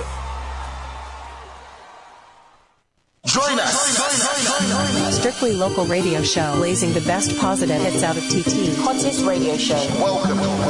You are now locked in. Every Saturday, 6 to 8 p.m., blazing the very best in Trinbago music and more, sending the heartbeat of the Twin Islands straight to the world. This service is a massive communication product that aims to provide a new media platform for local TT entrepreneurs. You're now locked into one of the hottest radio shows. Send us your voice notes or call in live and rep your district. Whether you're in East, West, North, South, or Sweet Tobago, this is your show, your sound, your culture. Hottest radio show. Strictly local, hosted by the one and only DJ Flex 868. Don't miss it. Every Saturday, 6 to 8 p.m. Only on the streets 91.9 FM. The vibes, the culture, the sound of Trinbago. We blaze all the best in TT. Hashtag rep your district. KFC onion rings, bring the sauce, Come to the crumbs like a boss, Add a ring, show me onion ring, in your ring, ding. Show me your onion ring, it's a ring, ding. Yes, it's a brand new thing called onion ring. Level up your order. Onion ring, chicken sandwich full of flavor. Add a ring to your toaster. Somebody better go and run tell the neighbor. Add a ring, show me onion ring, in your ring, ding. Show me your onion ring, it's a ring, ding. Yes, it's a brand new thing called onion onion ring. Show off your ring at KFC with the new onion ring chicken sandwich for $34.95, or get a regular side of rings for just $15. Upgrade your main meal and your side piece too. KFC onion rings now on the menu. Add a ring, and every ding ding. Add a ring, KFC onion rings. KFC, show me your ring. Share the live. Share the live. The Street 919 FM on Facebook and Instagram. Share the live. Iowa George on Instagram. Share the live. Iowa TV and Street TV on YouTube. Share the live. The Street 919 FM. Yes, ladies and gentlemen, we are back. You are listening to the third umpire. The two officiating umpires are Stephen Matheson and Dr. Simoya Sandiford. Hello, the doc is in the house. Yes, and we are not paid by anyone. No, no political party either.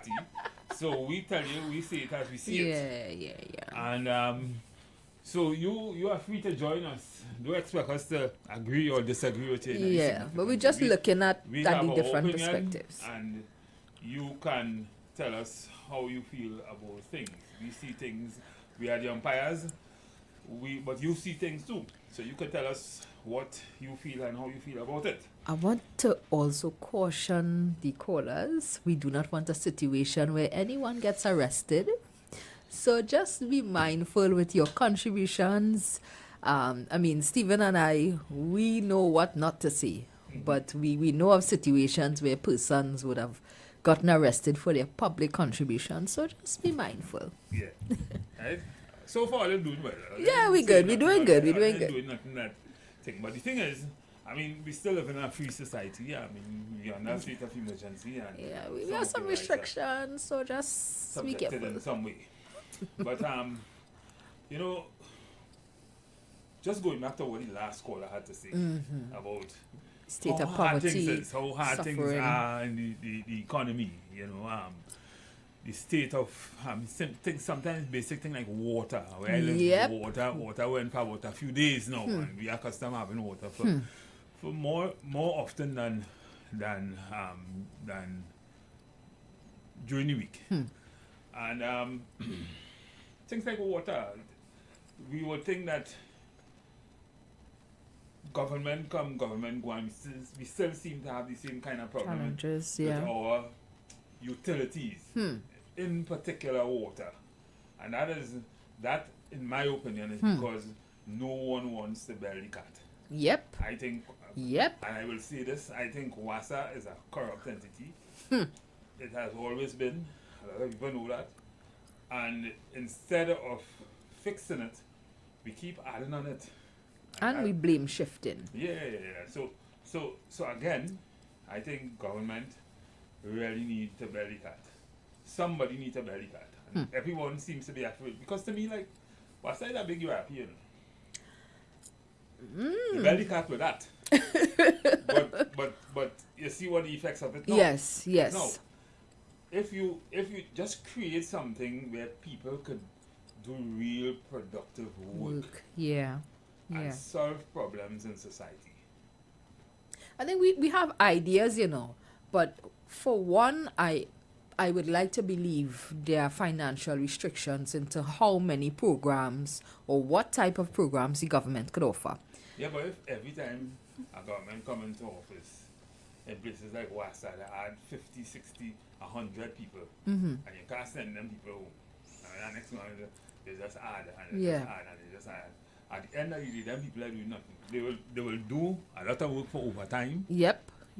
But really, what you see, you ever see the fixing a line on a main road or something? What happens? Most of the time, they comes out at night.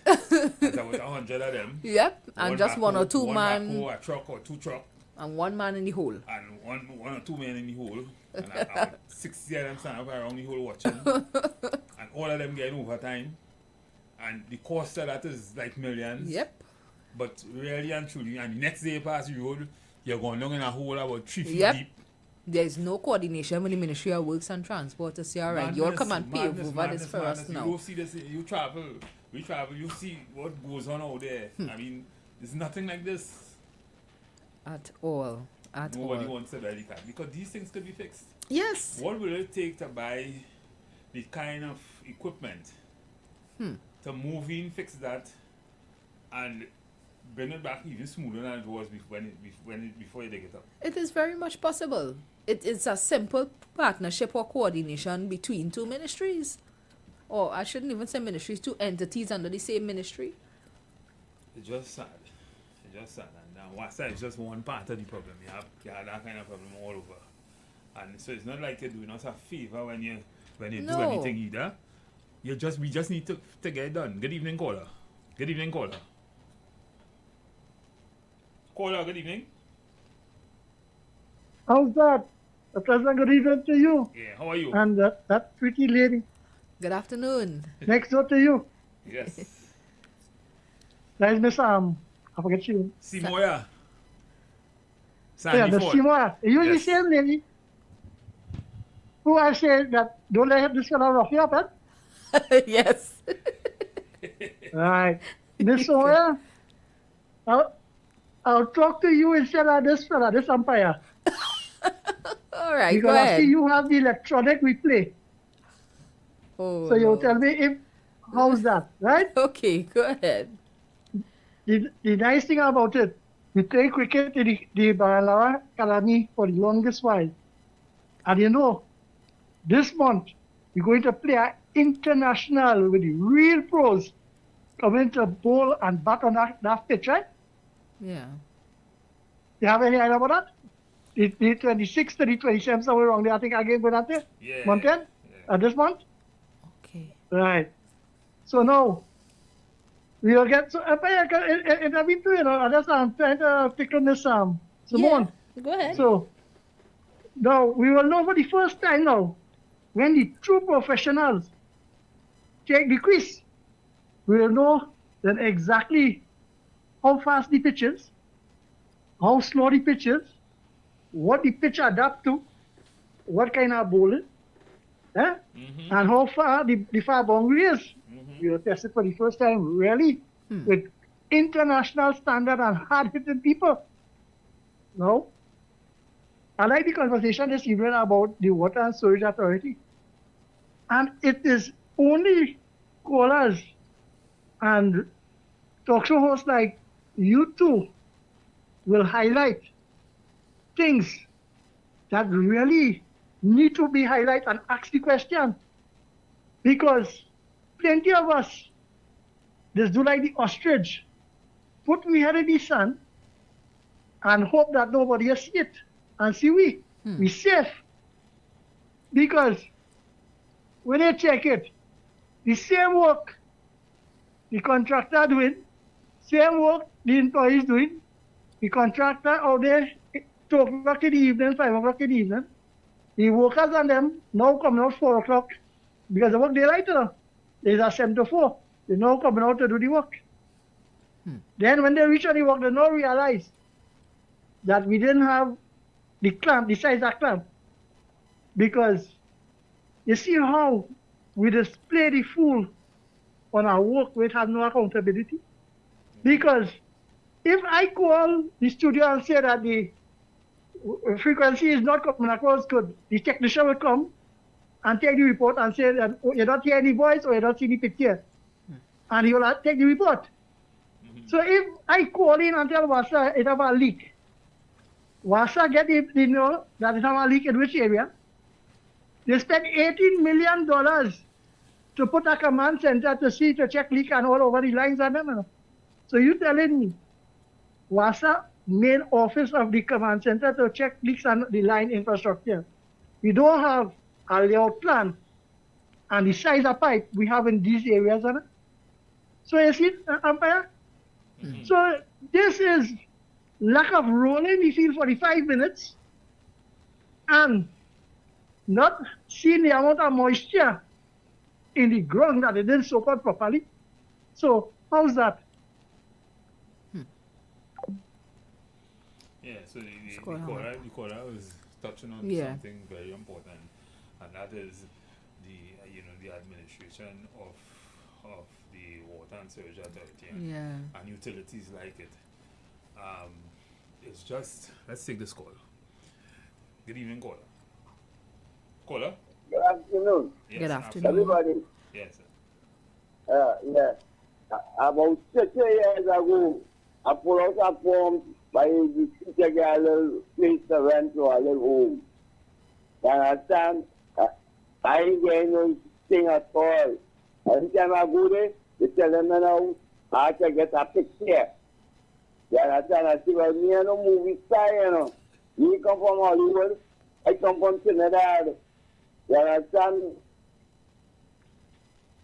You understand? I gotta get a home. I have a home. I just under my head. I could always go in the river, go in the spring, and get water. You understand? But a home is most important to me. Water is not important to me. Yes. Okay. That's it? Yes. Everybody have their own they have their ideals. Right? But a home is important. And yes. We know this is not the first time I'm hearing someone saying that they've been. I could tell you my story.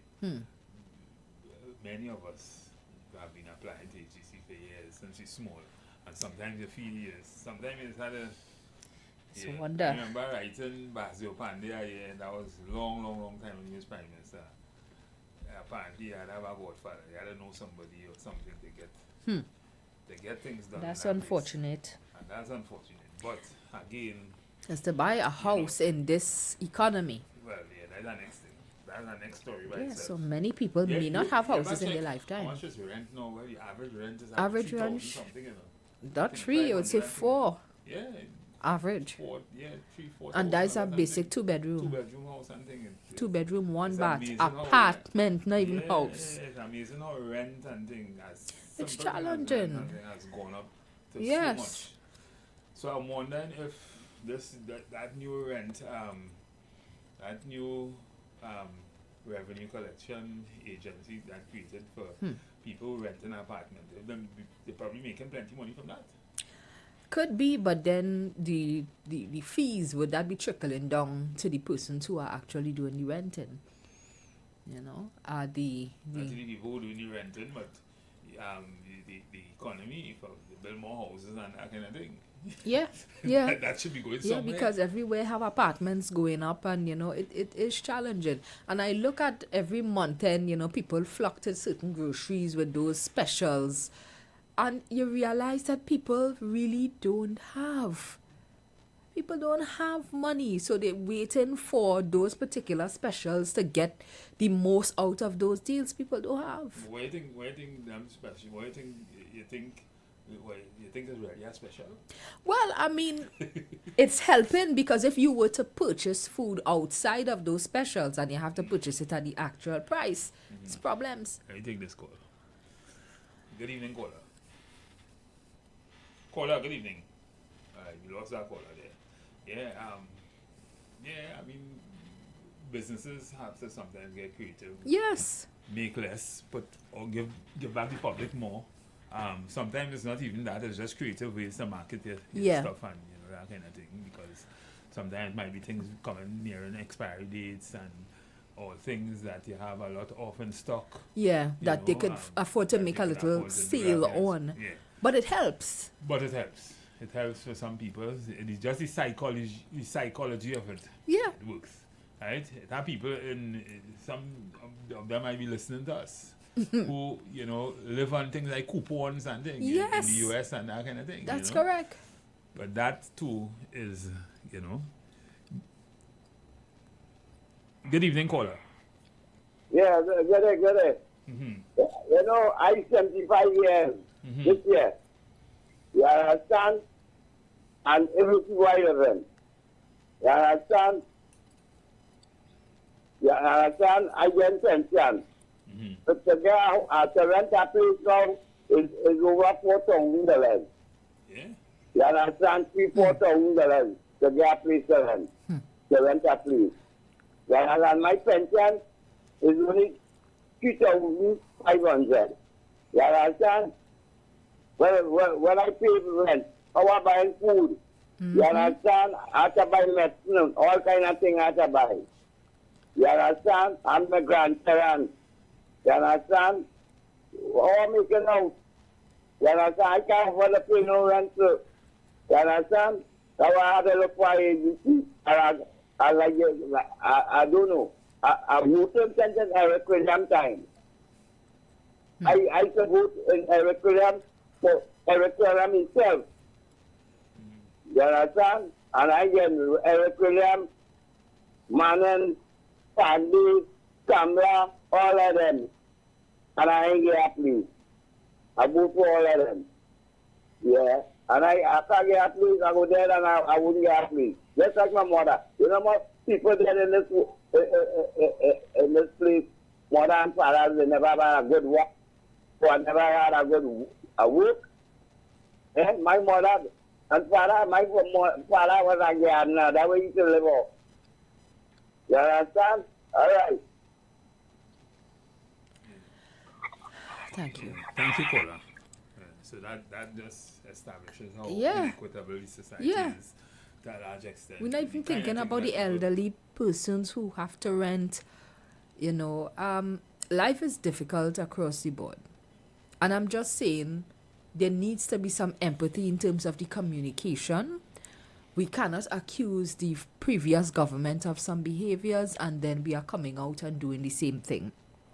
While I would agree with the housing minister with some of where he's coming from, I think the delivery and the language towards people who would have voted in the majority for your government, you should have some respect for that. We are all feeling what the quote-unquote gas pains. We feeling it. Everybody belt tight until the belt cannot tighten anymore. The least we could do is speak to the people that put you in power with some measure of respect, having understanding for what they are facing. Not everybody that speak out is a PNM. And not everybody that defend is a UNC. We have many people who just did not vote because they are tired of the situation. So, to me, the communication, the manner in which they communicate, the words they choose to use, needs to be amended. On the other hand, where the other party is concerned, what is the opposition leader saying? Because we are seeing certain people that's putting out statements and so on. I heard somebody on social media saying that Camille Robinson, in her response, is too archaic. You going to write a whole essay on Facebook when we are in a songbite era. Put a statement, come out and make a recording or something like that. Nobody not going to sit down and read 3 pages of a statement. Yet, other members of the party, the males, are firing back. So I am just saying in terms of the party, we're looking at the strength of the communication and the ability to defend the opposition. You had to prove your point at this time. Without saying too much. I know what to say here because to me my position remains the same with the opposition. I think the opposition is, my view, are kind of non-entity because they're not really saying anything that could help the situation, one. And two, in my opinion, they don't really have much of a moral authority to do so anyway. Yeah, correct. And we know the country knew why this party is in office. And, this party is in office because of a lot of people on their side went and voted for this party also. Yeah. And clearly, the situation was, maybe they might want to bury their heads in the sand and say, well, this party win because the government won the election because other people didn't vote. But plenty of people voted for the UNC too. Yeah, yep. Right? And plenty of people who were like them who sat in their party voted for the UNC too. And they need to ask themselves why. Mm-hmm. Mm-hmm. Right? That's one of the first things they have to be able to rationalize and understand. Why did that happen? Right? Clearly, you was doing something wrong. Clearly, you was doing something probably even worse than what's going on now. Because, listen, for the people who talking about the state of the economy and blaming this administration for it, I would be like Philip Alexander. Where were you in the last 10 years? Where were you? Right? Where were you? So, if things was bad for a reason in the last 10 years, what do you think it will just get better? Just so because this government this government just come and wave a magic wand and it get better?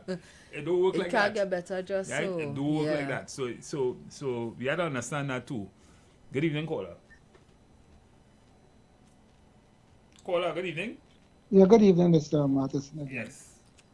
I don't normally traverse the grounds of the opposition, but I think the opposition, the state this country is in, and to rebuild this country, I don't think that they have what it takes to really carry this country forward.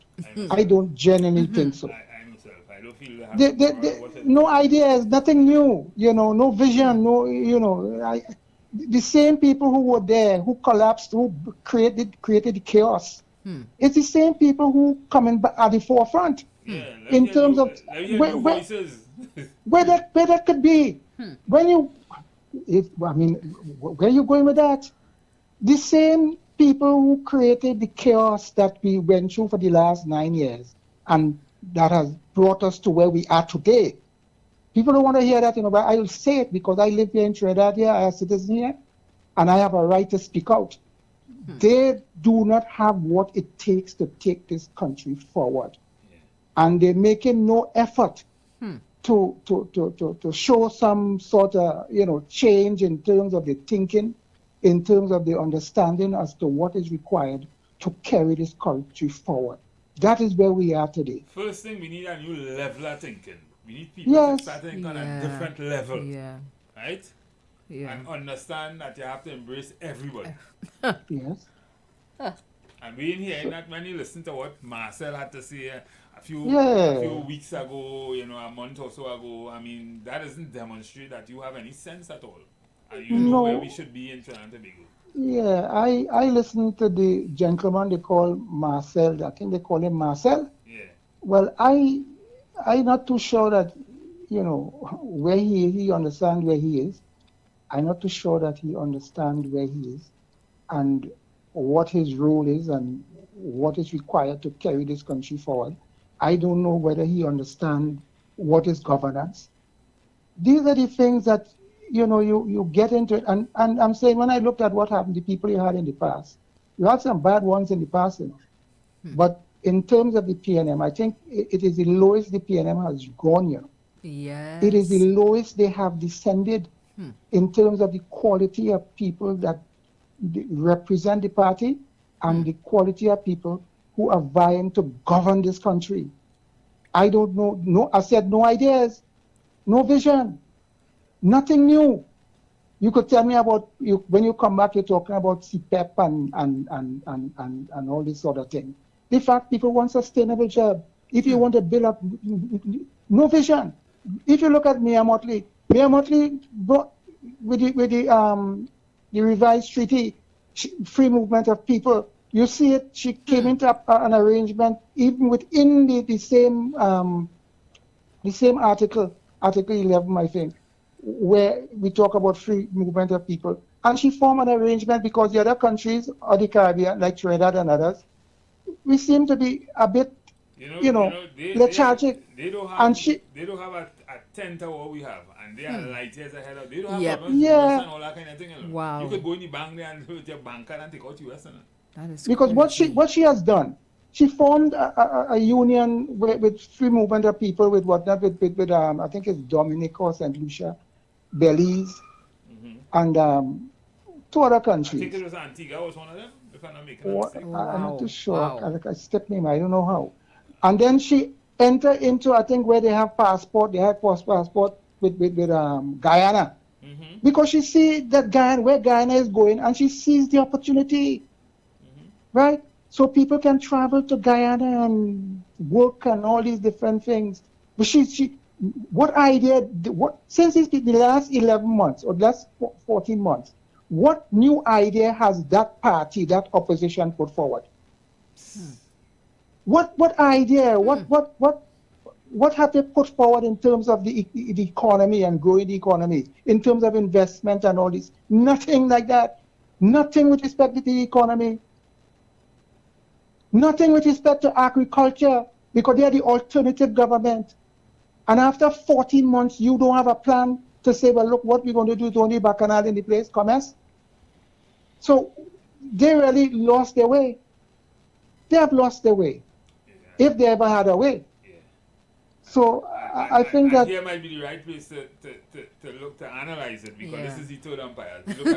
We look at both sides. Both sides. So we were talking about the government. Maybe we should start talking about. We were talking about the batting side. Maybe we should start talking about the bowling side. Yeah, but I really don't pay much attention to that side, because I remember Manning used to bring up with ideas, and he had his way, but he had ideas. He was a thinker. He was a visionary. He's a critical thinker. Yes. Manning was different. Pandey and those people, right? Even though they had their way and their weaknesses and whatnot, but they were thinkers. Robinson was a thinker, right? And so you look at all these. They weren't thinking one-sided. They were thinking for the country. Yeah, nation building. They looked at. They're looking ahead. They had vision. They looked ahead. They could always tell. Manning knew where he was going. He knew what he was saying, where he wanted to carry the country. And even if I never really supported the party as a whole, but when you had good people within a government, you say it. And when you have people who are not doing well, I say it. What is good is good. What is bad, when it's bad, I say it's bad. And if I look at this government and I see things that are being done and it's not good, I speak out against it. If it's good, I support it. Because I am a citizen here. I don't belong to no party. I have no party card. I never had a party card. And I don't want no party card. Right? But the fact remains, my interest is to ensure that this country run or govern properly, but it has really never been governed properly. That is the thing. That is why we are, the reason why we are where we are today, because of poor governance.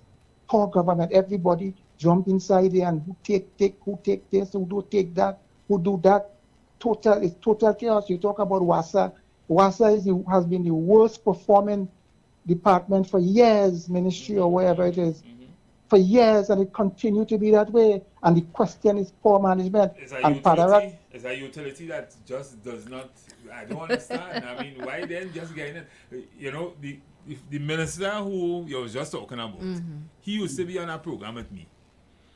And he used to, I was looking to see what happened in the next 4 years, because he used to be on a program with me talking about water, and we surrounded by water. We shouldn't have problem with water. But we still have the same problems.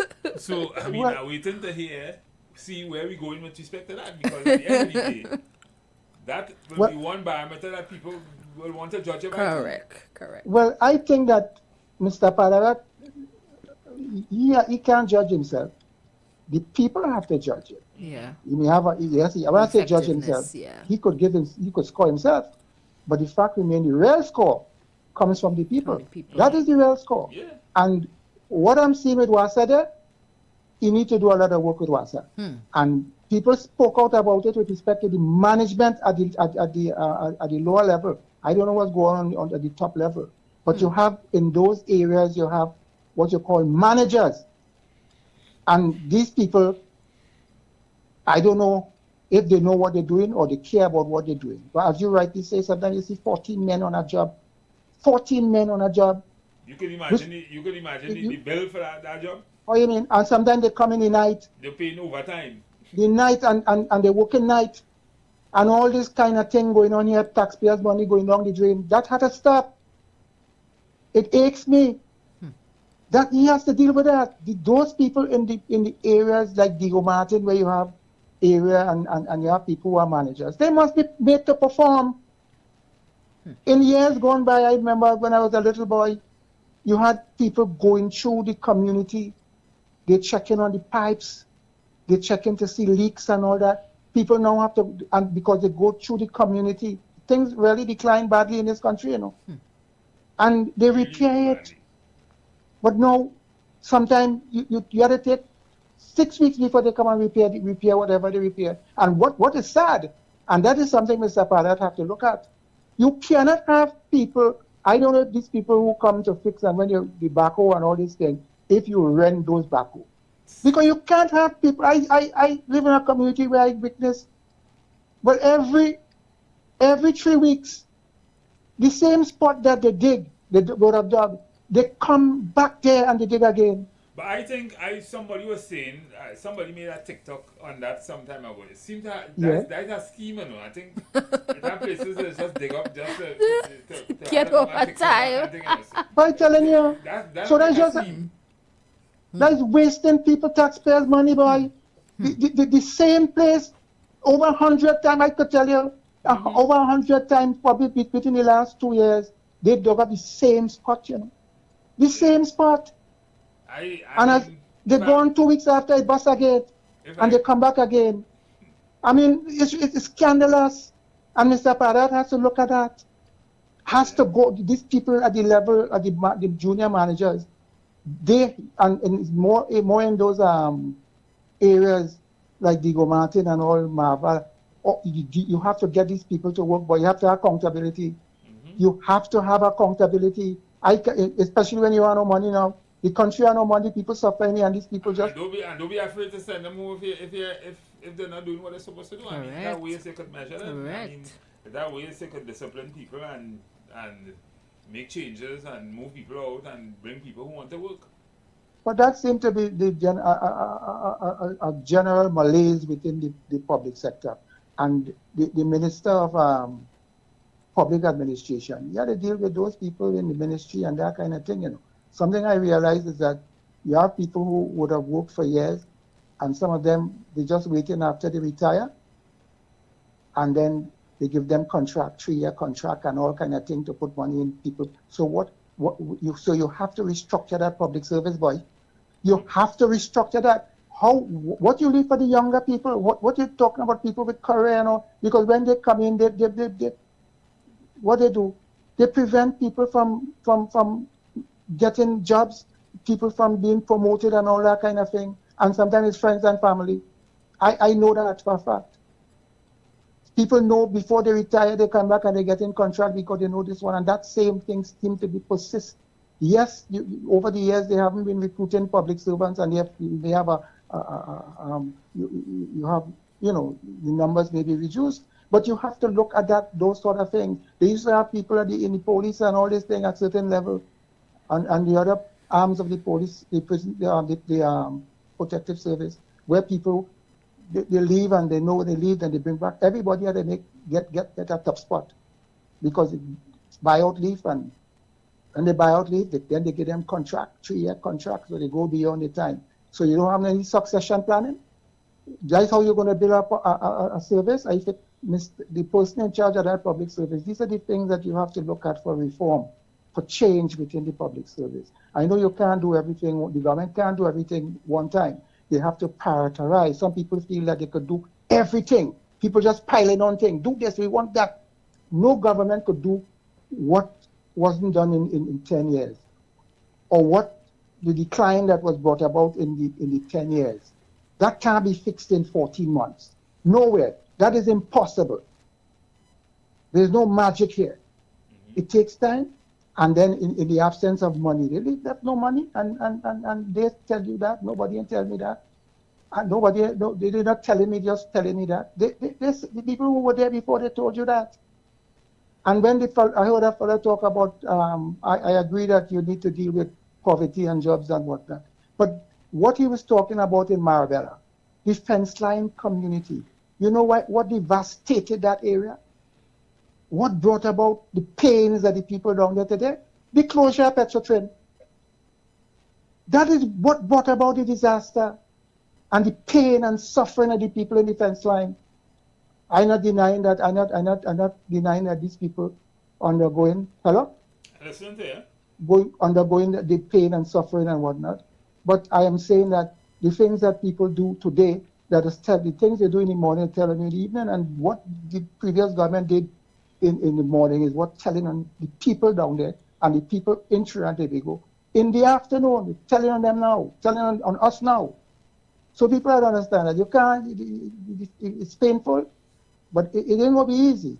And we have to toy with that, because if you look and you talk about you owing the amount of the debt alone that Trinidad has, you have to borrow to pay off debt and all kind of things. If you borrow, you're borrowing to do investment and whatnot, to get the economy going, to jumpstart the economy. But instead of doing money, borrowing for investment and whatnot, so you could get returns on the investment, so you could grow the economy. You're borrowing now to pay debt.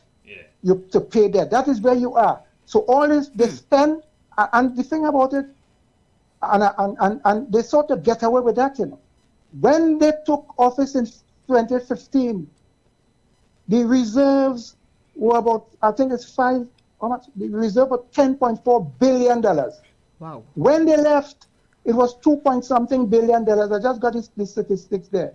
The Heritage and Stabilization Fund, right? And it came up after about, but what they did was to use money from the Heritage and Stabilization Fund and money that they borrowed in order to bump up the reserves. So the reserves were low. It was way below $5.55 billion. So I'm saying that they never add to it in terms of growth.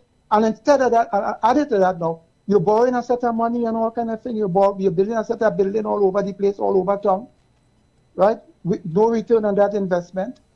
There are things that you could have, pushed down the road until the economy shows some signs. You're looking at dragon gas, or you're looking for new gas, deep water gas, and all that, and oil.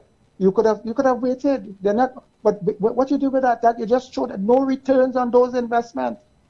You close down Petrotrin. Almost the whole of Point Lisas, those plant methanol and all these different things down there, they're gone idle. You had to mothball all these things. You shut down Swan Hunter, a dockyard down there. It used to employ hundreds of people. You sell the plant for some, I heard Julian John say, for some $1 or something. So, and all these things, if I hope I'm saying right, that she won't sue me. I hope I'm correct. I am not mistaken. Right? So I think I hear that. So these are the things that the collapse, all these things, they ruin this economy. And people still today talking about it. Don't happen so. As I told them somebody the other day, the easiest thing to do is to break down, The most difficult thing is to build.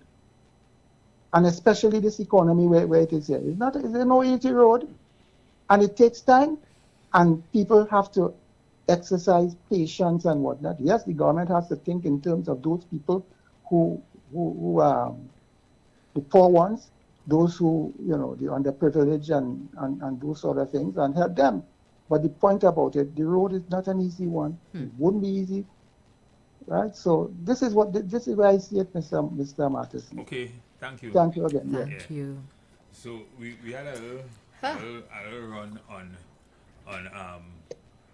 the situation with the bowling side. Yeah.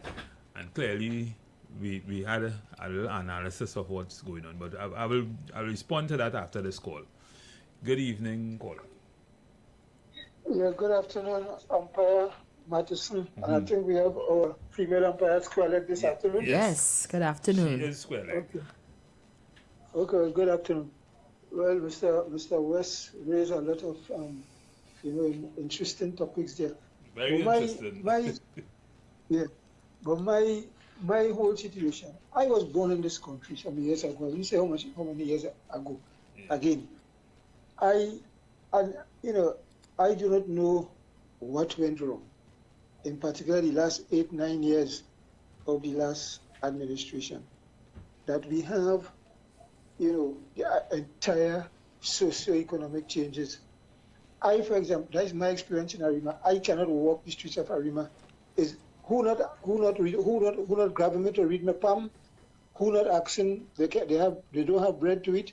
Who don't have transportation fees to go home? And there's a whole set emotional circumstances where I and others have to face in Arima when the day comes. I myself do have. Yeah. Yes. Mm-hmm. I retire. For the past 9 years, I am getting up 2013 pension, and no attempt. I am not hearing anything at all for people like me. And the problem, I want to mention this quickly. I got other things to see.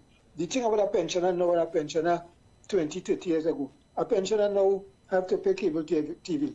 20, 30 years ago, you had your antenna, a pensioner had his antenna on his house, and he had $36 and $500 to pay for cable. Right? A pensioner now have medical bills to pay. When you get an appointment in the hospital, it's 2-3 years. Right? A pensioner now, well, after some of them cannot eat properly because you have to eat special foods and you can't buy them. Right? And the story goes on and on with the standard of living an existing pensioner to a person who retired 30, 40 years ago. Right? And something you have to look in this pensioners, government pensioners. I not talking about old age pensioners, because old age pensioners are gratis kind of payment. I talking about people who work from young for this state, Trinidad and Tobago, and finding ourselves now in the cost of living. Right? Well, in particular, people between 14 and 19 are talking about that category, because these are the people who were not offered nothing when serving public officers got their advance. Right? And I think my recommendation about that is to pay pensioners for that period. Just increase whatever pension they have to get. Forget the arrest for now, if they say they don't have no money. Right? Let everybody, revise everybody proper pension who under review, and just pay them. Maybe at $300 more or $500 more, the case maybe, and let us continue that, because I have almost nine years and a half years of pension arrears to get, you know. Yeah. So that is about that. That is about that. I was hearing you referring to something in local government, but you didn't get a chance to finish your statement. So I'd like to know what the road you was about to take. I am trying to remember what we were talking about local government. Well, when Mr. West was talking to the end, you mentioned local government, and then Mr. West kept talking, and then you forgot that. I can't remember, but if I remember, He'll come back. I'll bring it back. But what I was saying with respect to Mr. West, I mean, you were talking about the fact that the area Accorda would have spoken about in San Fernando that is depressed, and he was saying that would have happened because of the closure of Petrotrin. But you remember we were talking about the situation in Wassa, and we were talking about the non-productive element of Wassa, the amount of people working and that kind of thing. And to a large extent, if I am to say a little something about Petrotrin, Petrotrin to a large extent was like a Wassa and a URP too. Because you had a lot of people dump a lot of people with high salaries and that kind of thing in the area, but they weren't getting the kind of productivity that they needed to get from that to sustain that.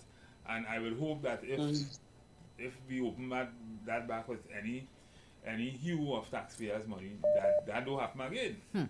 So I'm saying that we have when we saying things, we have to also consider, why things are done. Why things were done, and put things into perspective. Caller? Yeah, well, yeah, I'm here, I'm listening. Yeah? So the thing about it, on this program, we like to talk about belly and cat.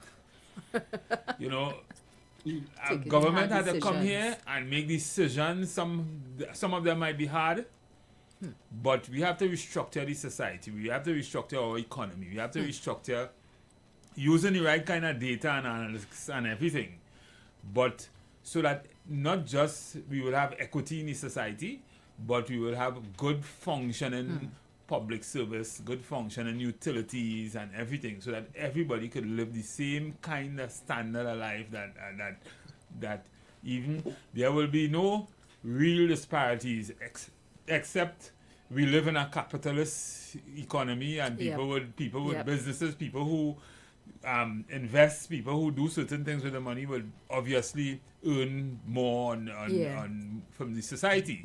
But other than that, everybody must still be able to live comfortable. Correct. Well, you see, unfortunately, I keep saying that, and Mr. West said that before, Trinidad is not an egalitarian society. Right? I heard Mr. West talk about these people buying out leave and things, and there's no equity in that. People favor you, they buy out your vacation leave, at the end of your when you're coming to retire, about to retire. Some people do not get that. People get contract after retirement, others don't get. I don't know what about me. I never got no leave, but I had 3 months inside. They didn't buy out my leave. They refused to buy out my leave, and I never got nothing to do since 1917 to now. And I am an asset to this country as an academic, right? So we are not an egalitarian society, so you will not get equity. Now, I'm sorry for the fence line community, because when you're about to shut down an industry, you have to do studies as to what are the sociological negatives that will happen when you close down an industry close to a fence line community. And apparently that wasn't the Petrotrin. But all of that has to be taken into consideration, which is why I say sometimes we have to add a little more thinking, a little more critical thinking in the way we do things, in the way we see things. We have to see all the sociological aspects of it, why we do the decisions we're going to make, how it's going to affect people, who it's going to affect, and tweak the way we do things so that you will have less fallouts and that kind of thing. Correct. Because all of that will equate to what we started off saying, talking about crime. You see, we do things what they call laissez-faire in academics and trying to be. It may haphazard.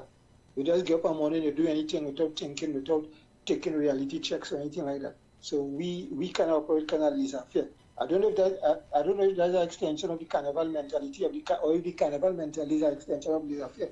I don't know. Some of us might have to eat carnival or wait for carnival once a year I don't know. Yeah. So you see, that's the thing we have to look at. And I wanted to mention this one with this late payment of the people who working with the new CPEP. What I could suggest is that what I can suggest, two things maybe the government could look at.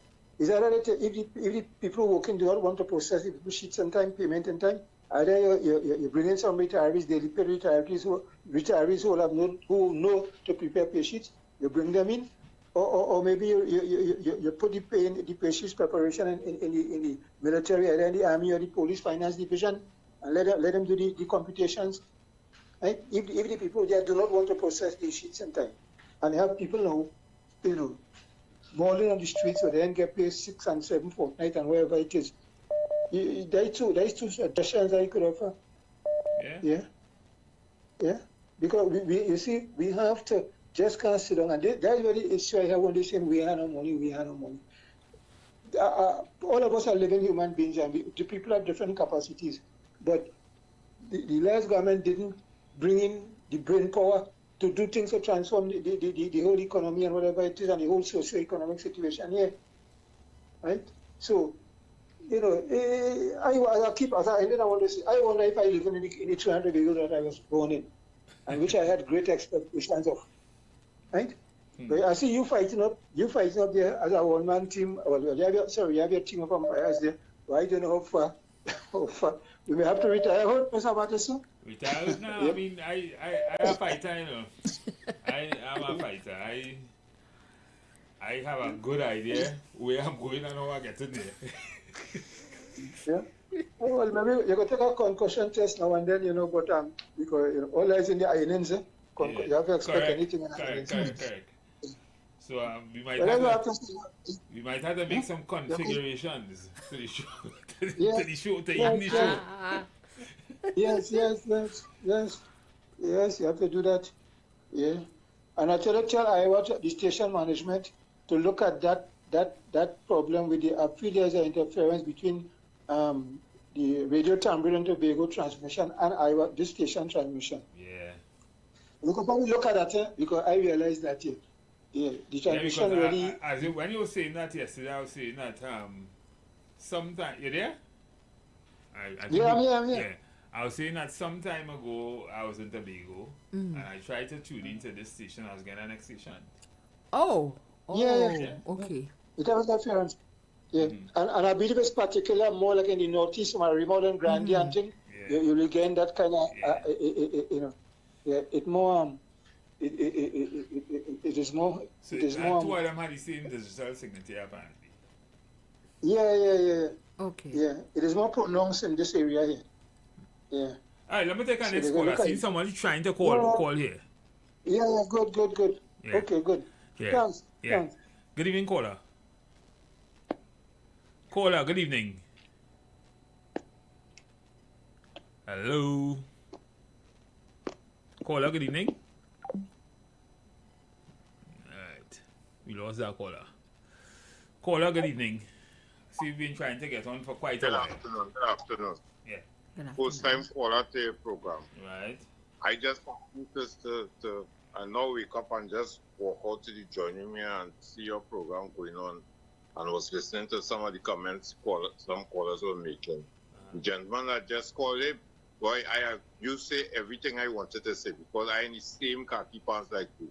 Every time the previous government read a budget, they're always saying that, the government pensioners, they're looking into the pension and, by the next budget, we go hear something, and it never came to pass. Wow. Well, the thing came to pass for us, but it came to pass for people in the previous government.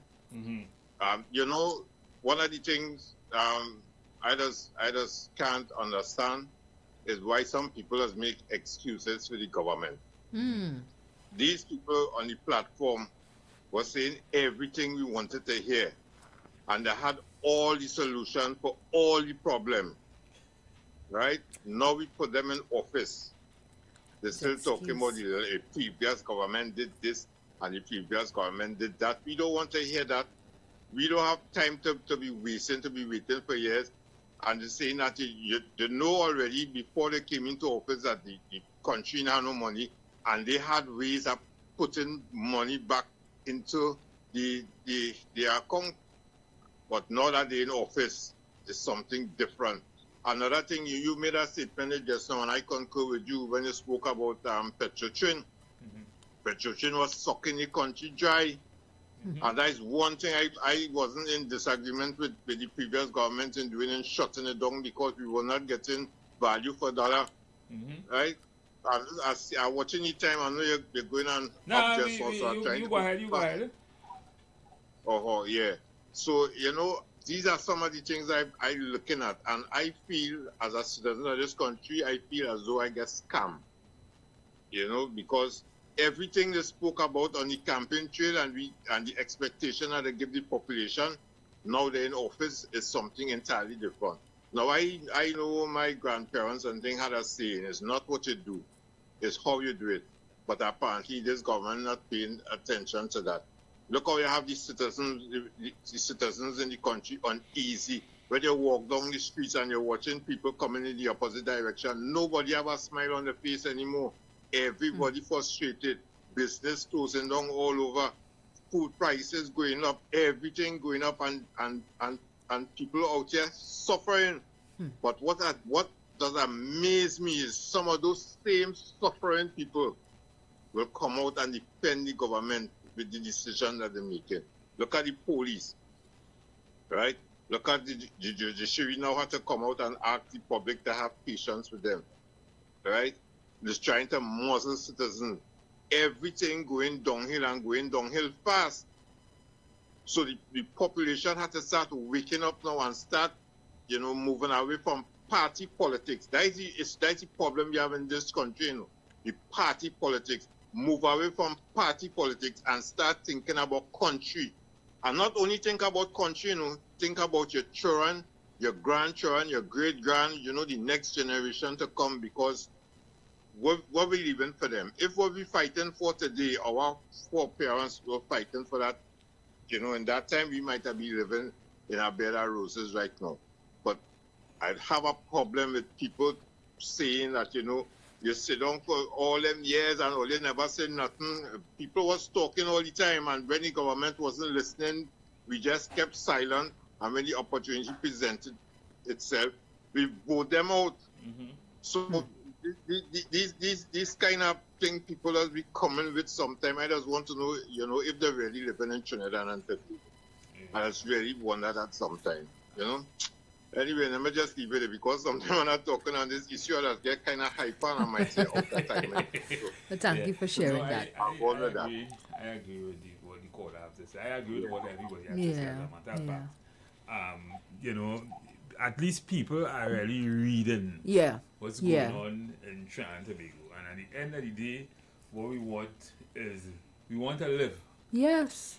people want to be able to live. People want to survive. Correct. Right? It's not And a you see situation of survival. The rat race is difficult for some people. Some people know how to navigate it because the game, we know the game is Yeah. fair. The game is always rigged. Yeah.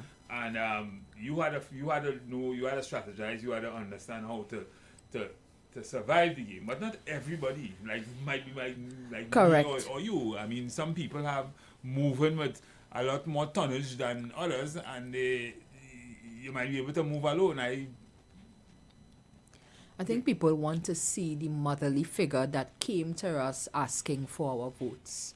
Right now, we are seeing what appears to be, a bad woman, iron lady. They're seeing that it is necessary in some situations, and I'm not saying no. I'm just saying that the communication to the public should be a bit different, because you did promise that you're coming with a different version of the UNC, that things would be different. And we are aware that things cannot change overnight or in 1 year. But the mandatory communication, and one thing I would love for this government to do, is speak openly against racism. That's what I would say. That you condemn it and that you are here for all people. That's my view. Yeah. So it's really a breath of fresh air to have you here this evening. Thank you very much. We haven't heard, and most of the persons that are listening to this program, we haven't heard or seen you for quite a while. We hope that we will see more of you. Yes, you will. We know school closed, and Yeah. you might have more time. Yes. So we look forward to seeing more of you on the program. Of course. You are a significant element or partner to this program. Thank and you. We look forward to seeing more of you, like the other empires. So we had a good show this evening, and we look forward to seeing you tomorrow. Ladies and gentlemen, stay tuned. Tomorrow we will be back. Right, You've got bills to pay, and so do we. Let's go pay some bills on the Street 919 FM.